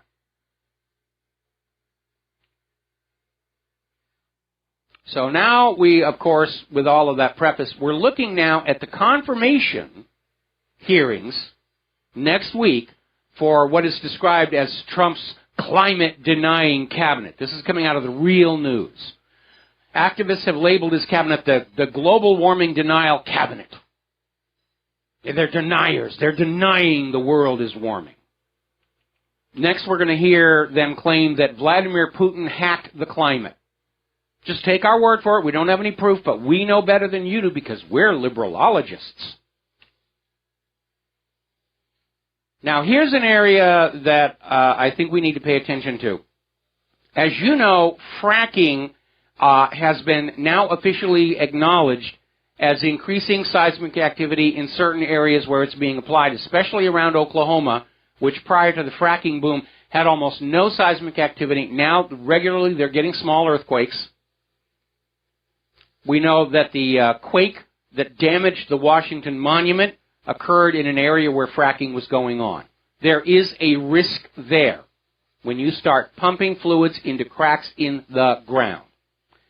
More about this when we come back. Aloha, America. Welcome back to our show here. We're talking about fracking, which is controversial in a number of areas, including contamination of groundwater, contamination of tap water, and it's a big stink issue because the fracking corporations don't want you to look at issues like that when they knock on your door and say, hey, we're going to harvest oil from your property, you're going to get insanely rich, and everything's going to be fine. And it turns out not to be the case. And a big part of the problem, of course, is that the oil companies, in order to maximize profits, are using very inexpensive piping. They're not putting it in sleeves. And we've seen videos of people in their homes turning on their water taps and able to light the water coming out of it on fire from the methane. And there have been several documentaries on this, all of them ignored by the corporate media. There was even a wonderful movie about the subject called Promised Land that is definitely worth catching if you can. So, we're talking about the link between fracking and seismic activity. It's been acknowledged and documented in Oklahoma, all over the West Coast. It's a big problem. And when this was first starting to happen, I pointed out that when you're over there in the eastern part of Oklahoma and fracking around that area, you're getting dangerously close to the new Madrid fault system. Now, for those of you who are unfamiliar with that, the single most powerful earthquake to ever hit the United States did not happen in Alaska, did not happen in California. It happened along that new Madrid fault. And when it did happen, it was still sparsely populated, so there wasn't a lot of damage. But reports are that for something like a day and a half afterwards, the Mississippi River was actually flowing the wrong way from the upsurge on the ground. Well, we posted a link to the automated seismic warning system showing that all of a sudden, small earthquakes are starting to happen along the new Madrid fault. If that were to let go, with an equivalent quake to what hit there before, it would be a human and economic disaster. All right, we're going to take a phone call here. Francis in North Carolina, aloha. Welcome to the show. What's on your mind? Hello, aloha, you. Aloha, nui. Back at you both. In line of the comment you made earlier about snow apocalypse or whatever it was in the southeast U.S., I'm guessing you're talking about down the road in the future or currently something about snow being in Florida. They've got a freeze warning in Florida, and my guess is before this winter is over, we'll see snow up in the northern part of the state, down along the Panhandle. Ah, okay, because for one, not many people are aware of snow showing up further south than Augusta, Georgia, into Florida. That's basically unheard of. Okay, Francis, stay on the line. I'm going to bring you back after we do our station identification. We'll be right back. And aloha, America. Welcome back to our show. Hour number 3. The phone lines are open, 800-313-9443. Rented lips, 800-313-9443. We're going to go back to Francis in North Carolina. And we're talking about the absence of human-caused global warming. And we're seeing basically the same government and corporate media that told us Saddam Hussein had nuclear weapons is out there still insisting that the world is being warmed by human activity, even though you can't see it with your own eyes. And if you're a loyal American, you will just believe them when they say humans are warming the earth, and you will agree to pay a carbon tax and to allow a global environmental authority to tell you how to reduce your standard of living. And it's just more of the same nonsense by the control freaks and the money junkies. But as far as this winter, we're just getting into it. And already it's looking to be another record setter. And I wish to point out, earlier this year, the Old Farmer's Almanac did say winter would be late starting this year, but it's going to be brutal. And so far, the Old Farmer's Almanac seems to be correct. NASA, NOAA, the corporate media, and the government as a whole appear to be wrong. Well, you look at those upper-tier states in the U.S., yeah, they're getting smacked down for certain. They absolutely are. Somebody put up this time-lapse video where they got something like 14 inches of snow, and it wasn't the amount of snow, it was how quickly it built up. It was just vroom. It was just amazing there. Well, that I can comprehend because I know about a year or two ago when they had that one bizarre snow that blew in and basically creamed Atlanta, Georgia, and basically had people stranded on the interstates and all that. It was literally a nightmare for at least 12 hours, if not longer. They were stuck on there. The more bizarre part is that after they got a lot of the snow piled up into piles, it took months before that stuff ever actually melted. Well, I remember when Boston had their snowpocalypse and they piled all that snow up, it didn't finish melting until late in summer. Well, there you go. So it makes me, well, outside of the variance of temperature, depending on how scientific your train of thought is, which mine isn't, it would tend to lead to questions about, okay, what is the composition of the snow? Well, the composition and again, go ahead. Okay, the composition of the snow as it comes from the sky is water. By the time it's plowed up and put into those piles, it also includes road salt, road debris, and can actually be very dark on the surface, which in theory should speed the melting along with the road salt. And it still took forever for it to go away. And we still have not yet had the lake effect storms. We're into January here. We've still got about 3-4 more months to get through before we can even begin to start thinking about a spring melt. Actually, in the northern tier states, they're having their lake effect snow. Every time you look at the map, they're showing it. It's like, okay, they're getting another whatever dumping, as the case may be, depending on which state you're looking at.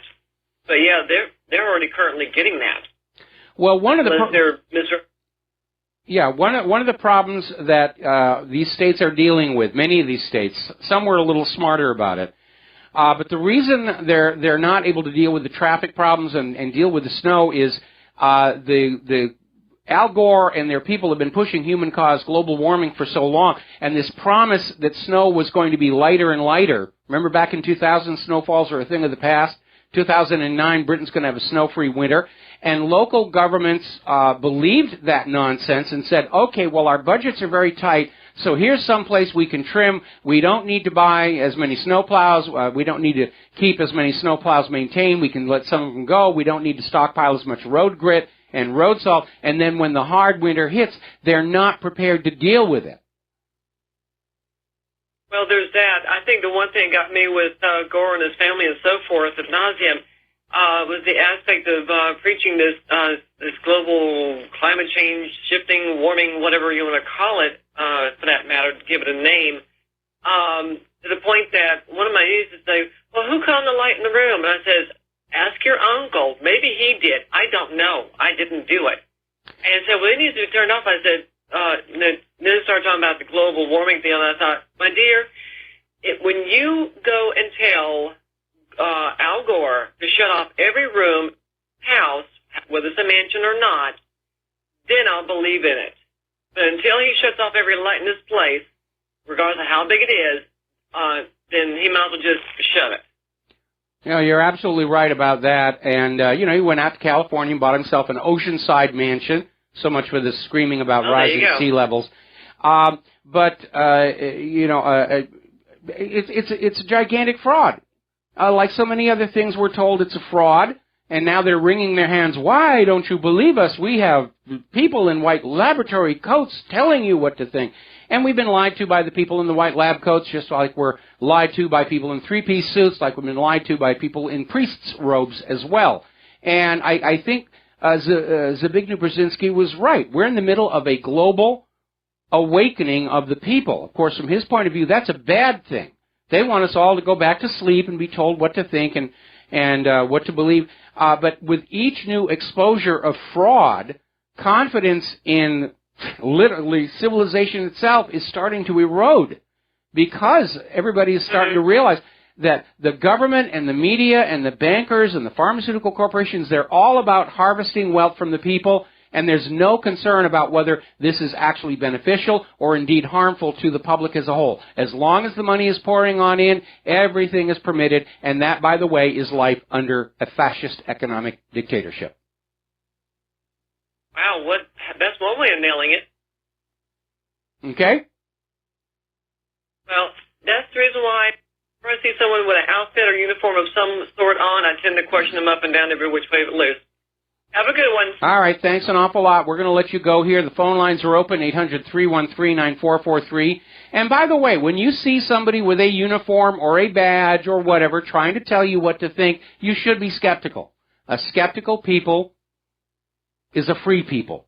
And we are fighting for our freedom against a prison made out of lies, fraud, and deception. Now then, apparently up in Milwaukee, there was a woman who froze to death in her home, and apparently this woman had not paid her rent in 3 months, and her heating, electricity had been turned off. It turned out this woman was an Army veteran. But we got plenty of money to send to Israel, but not enough to take care of our veterans. We'll just let them freeze to death. All right, we're going to take another phone call. Terry in Oregon, aloha. Welcome to the show. What's on your mind? Aloha, Mike. Just one point. The carbon footprint of this country is going to go down whether we like it or not. As soon as this economy crashes, the dollar's worthless. And as a result of the dollar not being the reserve currency of the world anymore, we're going to go back to how far? 100 years ago, Mike? It could, but you know something? Re-ruralization of America, I think, would actually help build up that infrastructure that's outside the major cities. I mean, have you noticed that the government will take money from everybody, but they're only pouring it into certain very narrow places? We have that here on the island of Oahu, where all of the money for keeping everything repaired and looking good goes into those tourist meccas. Waikiki, Ka'anapali, those areas. They're built up and maintained, and the rest of the island is in terrible shape. We officially, according to the U.S. Department of Transportation, have the worst roads in the entire country outside of those tourist areas. And as a matter of fact, somebody at the University of Hawaii actually did a calculation and estimated that every driver who lives here on Oahu is paying an average of $700 per year for damage caused by the poor condition of the roads.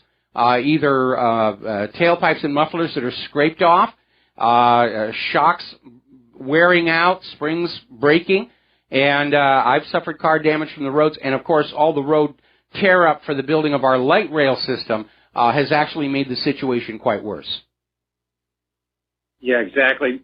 That's why this dollar's so uncertain. My money's going in 3 places. Number 1, Bitcoin, and I know that's a gamble. Number 2, silver coins. And number 3, Bitgold, which merged with gold money. Those 3 places. As soon as my check comes in, I get it out of the bank because the banks are very shaky, and I put it into one of those 3 things.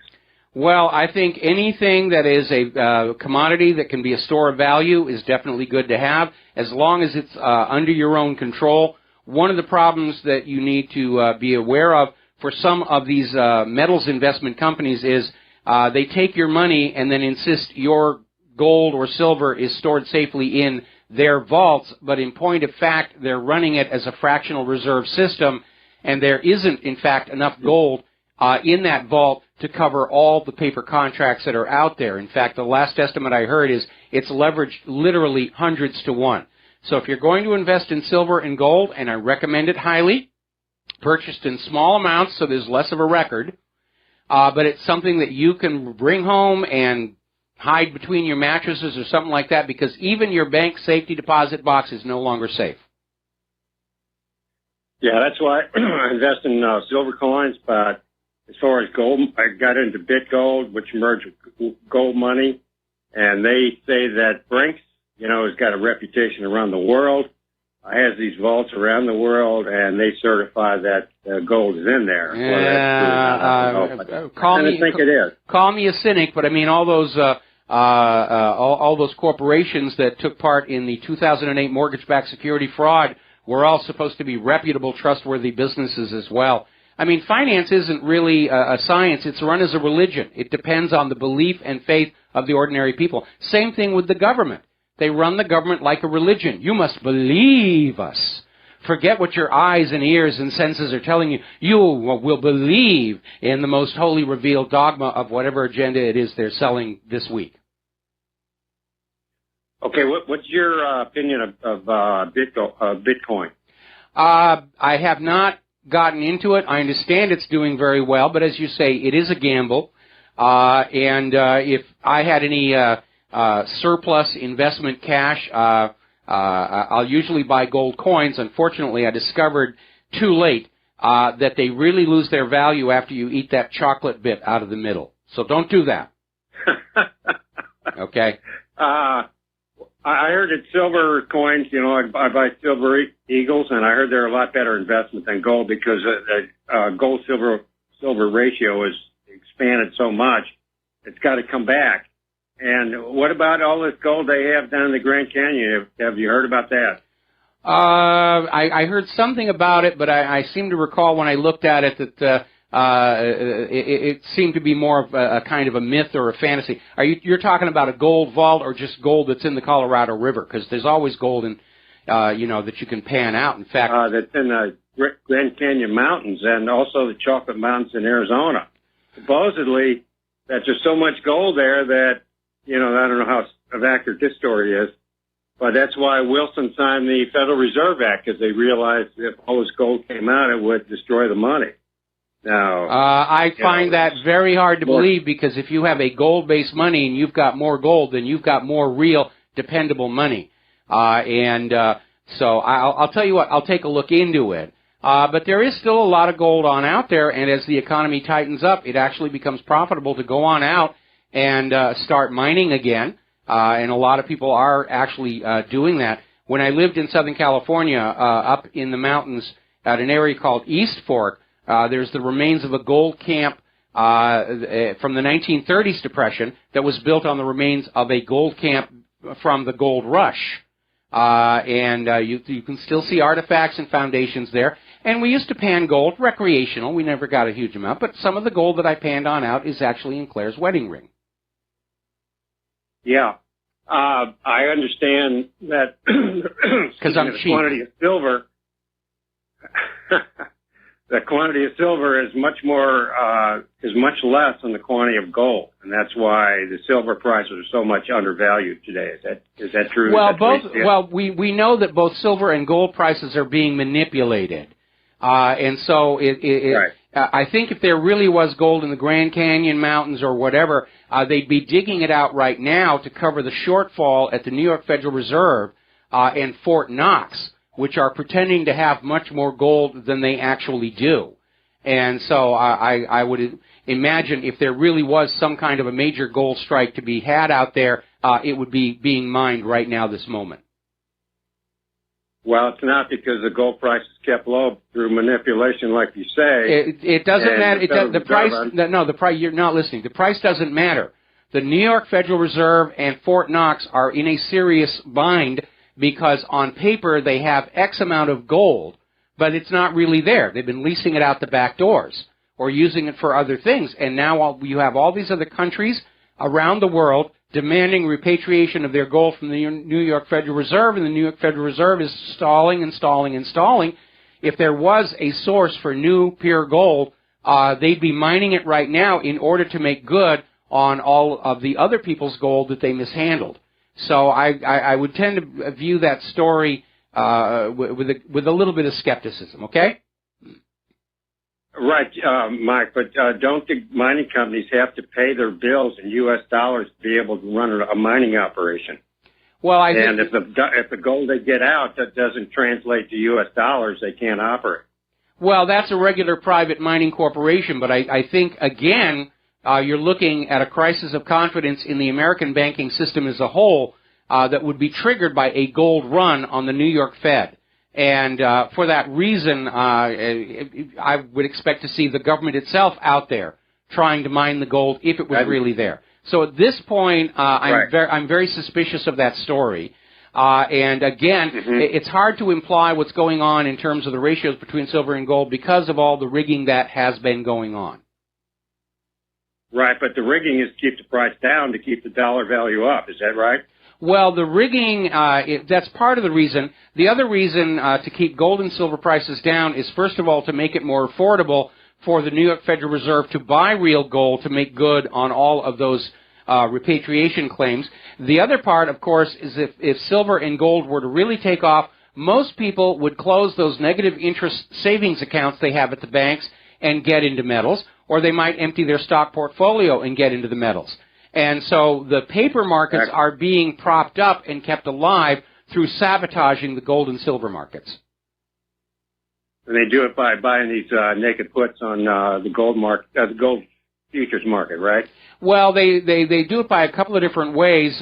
For one thing, the London Gold Fix combines the paper gold contracts with the physical to come up with that supply and demand. What is the price going to be? The problem is they're overprinting those gold contracts and selling them like crazy. They're leveraged hundreds to one, which means that for every 1 real ounce of deliverable gold in the vault, these companies have sold like 1 to 200 paper contracts for that same ounce.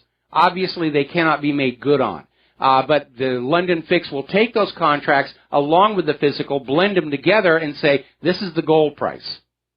And it's dishonest because they're diluting the price of real gold with all this fake paper gold. Exactly. And if there was no manipulation, don't you agree that the price of gold will be way up from where it is now? Absolutely agree. Absolutely agree. Okay, Mike, appreciate your conversation, and we'll talk to you some other time. All right, thanks an awful lot for the phone call. And a reminder, don't eat the chocolate bit out of the middle or the gold coin loses all of its resale value. All righty, so we're going to let Terry go there. And let's see, we're coming up on a commercial break. Let's talk about science and health. As you know, GMO is becoming a serious concern to the American people. First and foremost, because we are seeing this very clear program to get us to buy and consume GMO crops without even being allowed to know that's what we're doing.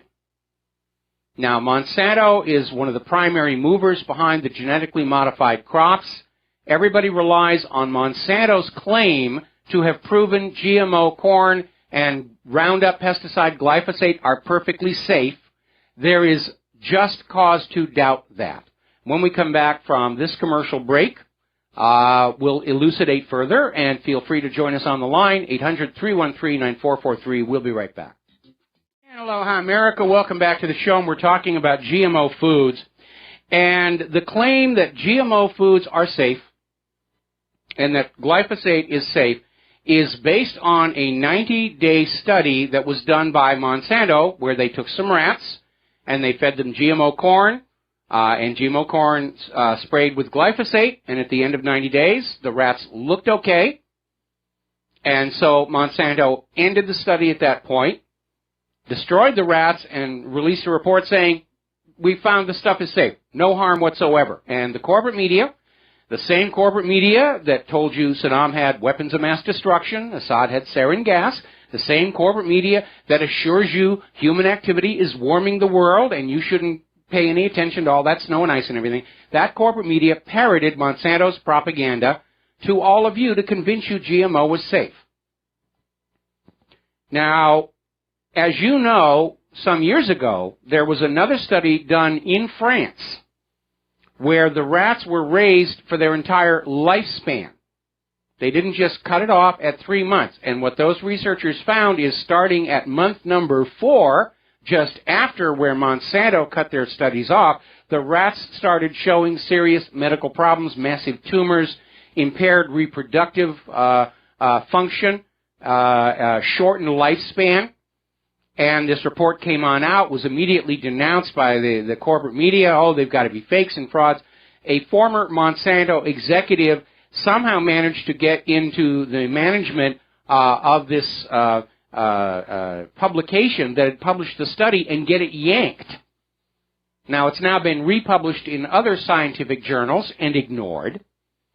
But more and more people are looking at this.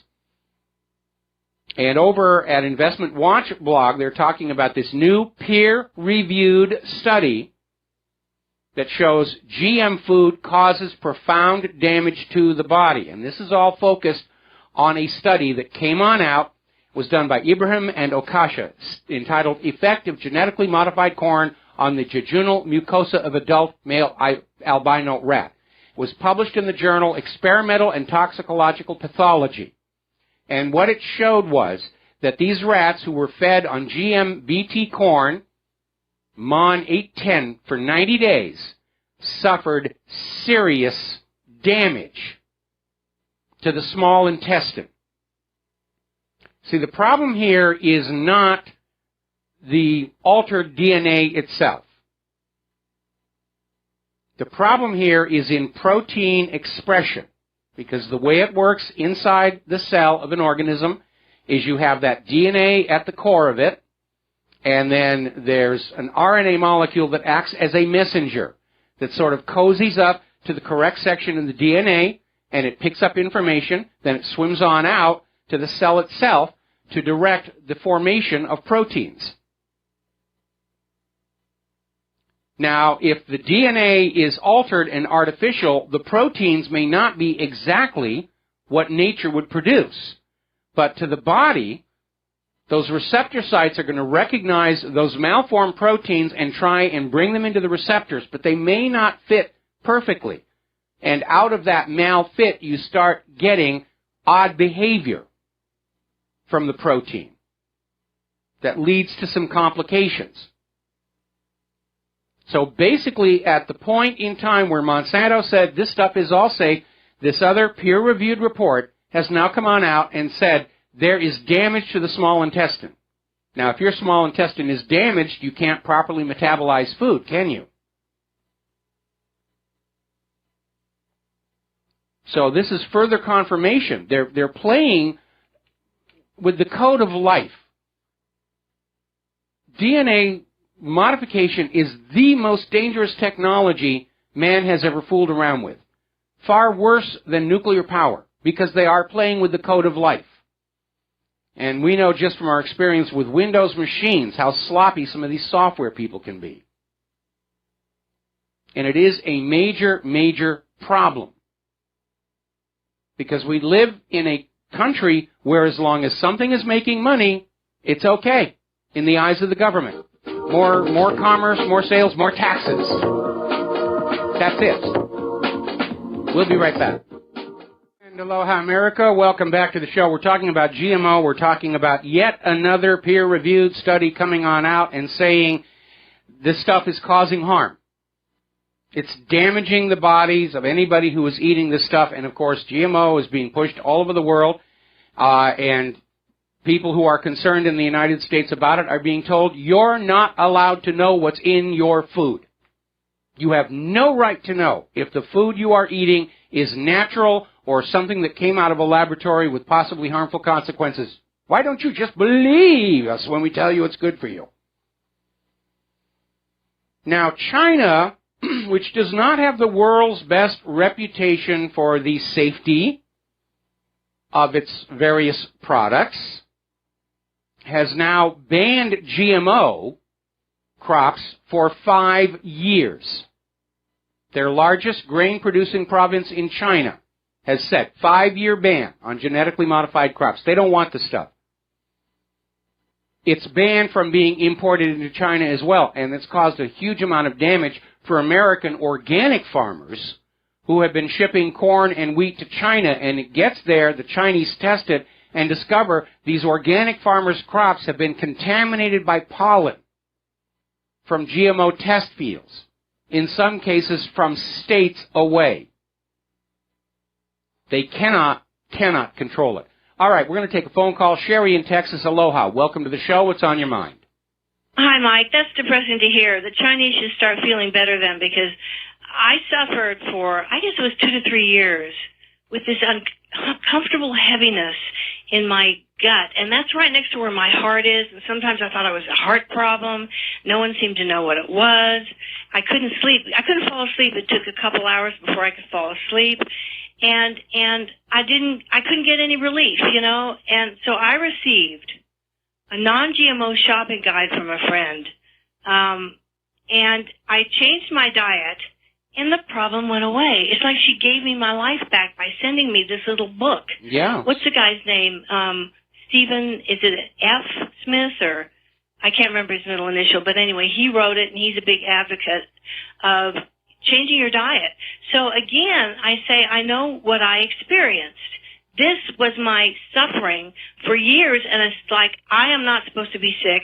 I couldn't take these corporate drugs. I'm small-boned. I'm not a heavy person. I feel things very acutely, so I didn't want to go on the Fosamax or things that are supposed to be for your, I guess that's supposed to be for your bones. I don't know. But anyway, I've heard of people taking these antacids, and that causes more problems. Yeah, it does. And I didn't want to go the corporate route. Well, you know, Claire and I went through that with her joint pain and formaldehyde precursors in low-end cosmetics and cleaning chemicals. I've learned how to avoid MSG, which is a migraine trigger. I've learned to keep myself alkaline, which helps me avoid gout, which I used to suffer from tremendously. Mm-hmm. But again, we live in a country where, from the point of view of the government, anything is permitted as long as it's generating revenues and tax opportunities. And it really is it's alarming how much that is in the stores is actually bad for you, whether it's aspartame, monosodium glutamate, these synthetic growth hormones that are in the meat and the poultry. Now we're finding out that Splenda, the artificial sweetener, suppresses thyroid function and actually makes you gain weight. What is Splenda sold as? Oh, it's a diet aid. It's going to help you lose weight. No, quite the opposite. It suppresses the thyroid function. And carrageenan, which is a common thickening agent in dairy products, causes irritable bowel syndrome. What do they want to do to deal with that? Oh, sell you a medicine for irritable bowel syndrome. They don't tell you stop ingesting these synthetic compounds. Another one is gellan gum, is another thickening agent put into dairy products. That also causes intestinal upset. Where we're being just dumped on with all of these toxic chemicals, and then told that we're crazies if we want to have food that doesn't have all these chemicals in them. But we know how we feel. Yes. And no one can do one better than nature, and all imperfect needs to be in perfect order. If it's not in perfect order according to nature, we're going to suffer. That's all. You can't have Dow Chemical and 3M and Monsanto doing one better. It just doesn't work. It doesn't work. To our bodies. That's exactly right. It gets back to something I've said before about coevolution. When you are out there eating natural, organic corn or wheat or fruits or whatever, you are basically dealing with biochemistry that has co-evolved along with us for millions of years. No surprises there. These synthetic molecules are something our bodies have never encountered before, and they don't know what to do with them, and that's what's provoking these toxic responses. But as you know, the idea of the corporation is, you can't grow your own food, we'll grow it, and then we'll process it to make it more valuable and raise its resale price. And again, all these government agencies that we're told are supposed to be looking out for our welfare, they're looking the other way, whether it's the FDA, the USDA. They're there to support the corporations in pulling off this selling of crud to us. By reassuring us, we're the government. This stuff's good for you. It's not going to hurt you. Absolutely, you can eat this. And then we find out the reasons we're getting sick are being found on our supermarket shopping shelves. You can sure feel the difference. That's all I can say. And I'm glad other countries are on to it, because then we'll win out with mass awakenings all over the world, and they don't stand a chance. Well, there's a complicating issue. There's a complicating issue between radioactive disasters like Chernobyl, 3 Mile Island, Fukushima, Hanford, the oil disasters in places like the Gulf of Mexico. There literally is not enough safe, natural, healthy food for the entire human population. Yeah. So we're entering the world that was depicted in the movie Soylent Green, where there's either the synthetic factory-produced stuff or you don't eat at all. And that's a very, very scary situation, because once Monsanto has a monopoly on all food production, what are they going to do? Maximize profits. How are they going to do that? Cut the quality. Yeah, well, I grow my own, and that can be a challenge, too, in this weather. Yes, it can be.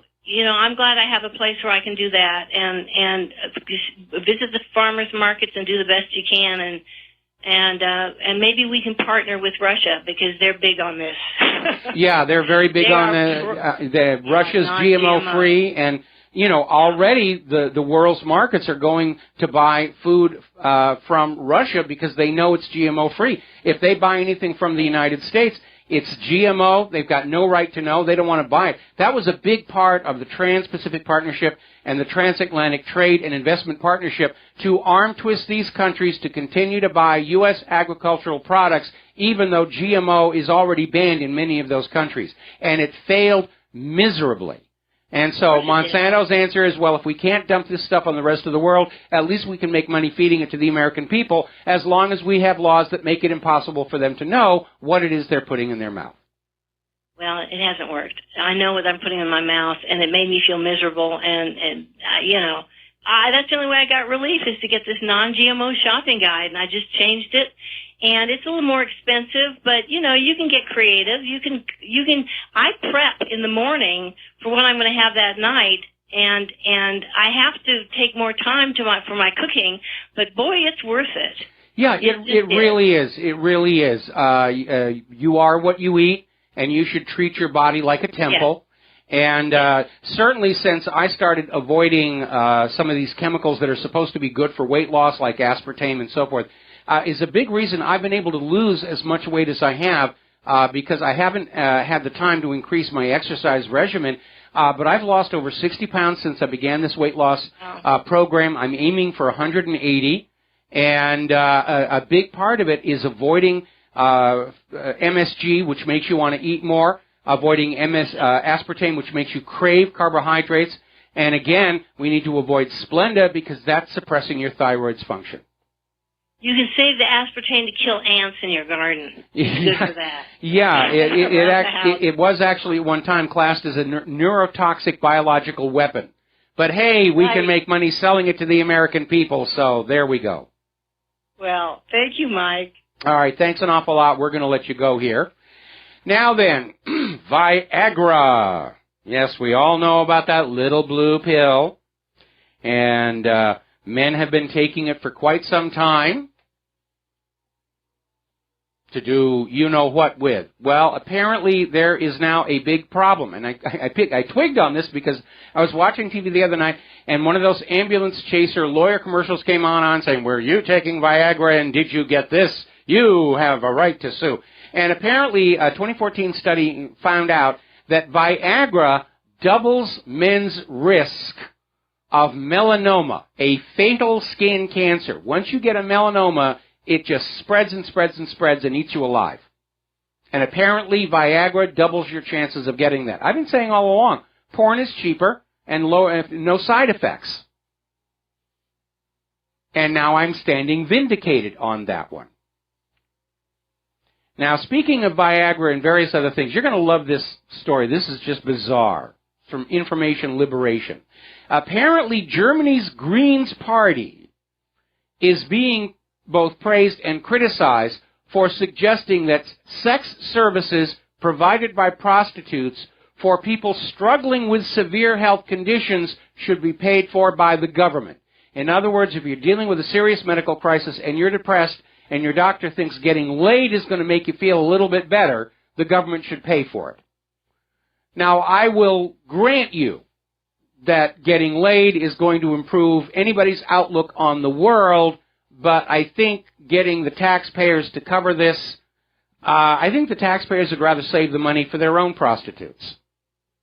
But, I mean, it's another example of Greens just getting completely out of control and this liberalism that everything is managed and controlled by the government, which, by the way, was also the same model in the former Soviet Union. Everything had to be controlled by that central government. Nobody was allowed any freedom or autonomy, which led to disasters like Lysenkoism, which triggered the great famines in the Soviet Union, where the Soviet Union had to buy grain from the United States. Because, contrary to the belief system in the world's capitals, politics cannot overturn scientific reality, no matter what. Now, Trump has had his meeting with intelligence officials regarding the possibility of Russian interference in the election. He called the meeting constructive and said that the conclusion of everybody at the meeting was hacking by Russia or anybody else had absolutely no effect on the election, which completely contradicts the statement issued earlier today by Reince Priebus, who is supposed to be the incoming White House Chief of Staff. And frankly, at this point, if I were Donald Trump, I'd be firing him right now for undermining Trump like that. Now, I think Trump made Priebus the White House Chief of Staff. It's the most powerful position in the White House, second to the president. And I think he did that because Trump was trying to mend bridges and offer an olive branch of peace to the GOP because he knows he's going to need them in 4 years. And Priebus basically just tried to stab him in the back. And I think that is grounds for termination right there. Now then, let's talk a little bit about computing.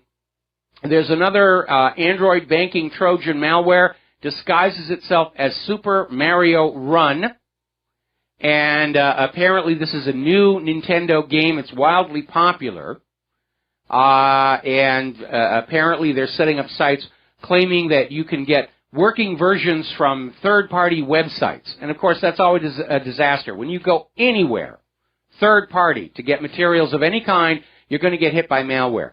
One of the weirdest things that I have seen lately is, as you know, the Lady Claire is choir director for her church choir, and I'm her roadie. I support her.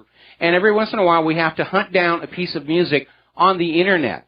And you would be surprised how many times I've gone to these websites that purport to be libraries, archives of Christian music, and I'll click a link and all the security on my computer lights up saying, oh, they're trying to plant malware on you. Is nothing sacred. Speaking of which, apparently ransomware authors are now targeting British schools and charging payments of up to £8,000 to unlock data that they've encrypted.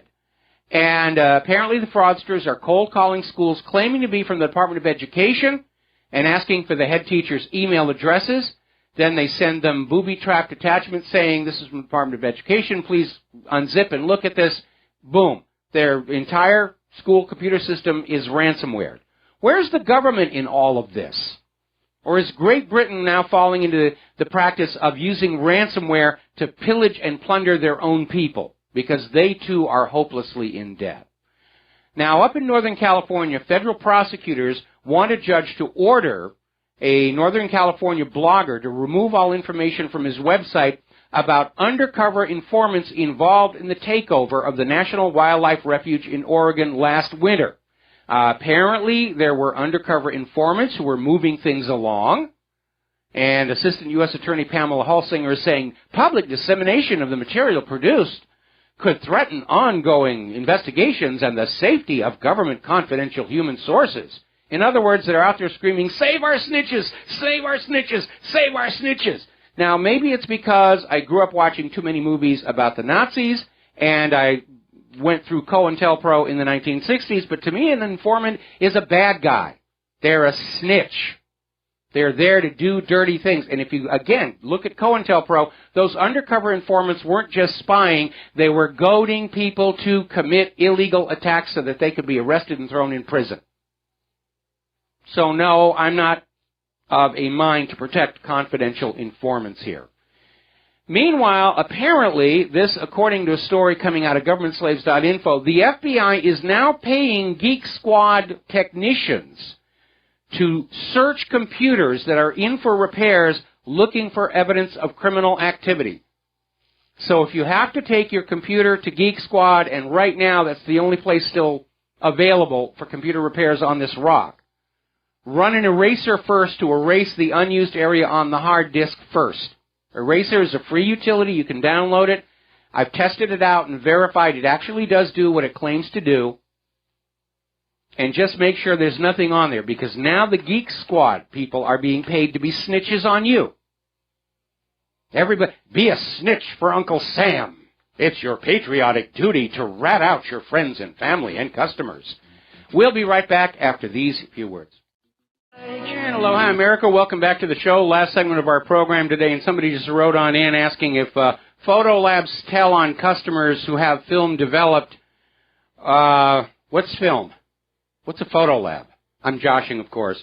When I was a kid, I actually dated one of the girls who worked in those little photomat booths, those little kiosks that were in the driveways, the parking lots of the shopping centers and everything. And I don't know if they ever reported on the police, but they definitely looked at your pictures.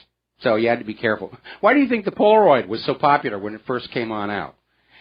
All righty. Now then, interestingly, up in Silicon Valley, there's a company, Timeshare CMO, and its CEO is Melinda Byerly, and she apparently posted on Facebook that Middle America is violent, racist, and an S-blank hole. So we're seeing that, if anything, the defeat of Hillary Clinton has resulted in liberals just becoming more extreme in their absolute, unshakable faith that they are the intellectual superiors to everybody else. And it's a bit of a lie. Now, back in the 60s and 70s, liberals really did represent the intellectual elites. But it became a badge of fashion, a marketing device. People who weren't sure about their IQs, or people who weren't sure they were going to pass their final exams, they would just put the label liberal on themselves. I'm a liberal, therefore I'm automatically, by default, intellectually superior. And we find that many of these people are, in fact, not intellectually superior. If anything, they're arrogant in their ignorance. Claire and I had that experience with a friend of ours we've known for a lot of years. But she's a hardcore liberal, and her attitude is that if she doesn't know some missions, bringing more business to United Launch Alliance, which also involves SpaceX and Boeing, to take astronauts to the International Space Station, And I think it's a sign that we're actually going to see NASA get back into the space business as opposed to the we're here to prove to you all that Al Gore was right about human-caused global warming. By the way, we're on the tail end of the quadrantid meteor shower. Now, the peak was supposedly a few days ago, but you might still see a meteor out there toward the extreme northern part of the sky. Apparently, astronomers have discovered a mysterious ring-shaped galaxy, 359 million light years away, and I'm sure all the Ring World fans are saying, we found it! We found Larry Niven's Ring World, which is, by the way, a great science fiction book if you want to read that. There's the music. Time for me to get on out of here. Do Jim Goddard's show up there in Vancouver. We'll be back tomorrow, Tuesday, here on the Republic Broadcasting Network. Until then, you are all part of the independent media. Take what you learn here, share it with everyone, post it everywhere, social media. We've got to keep up the pressure. We're winning the war against the real authors of the fake news, the corporate media. We'll be back tomorrow. Aloha, America.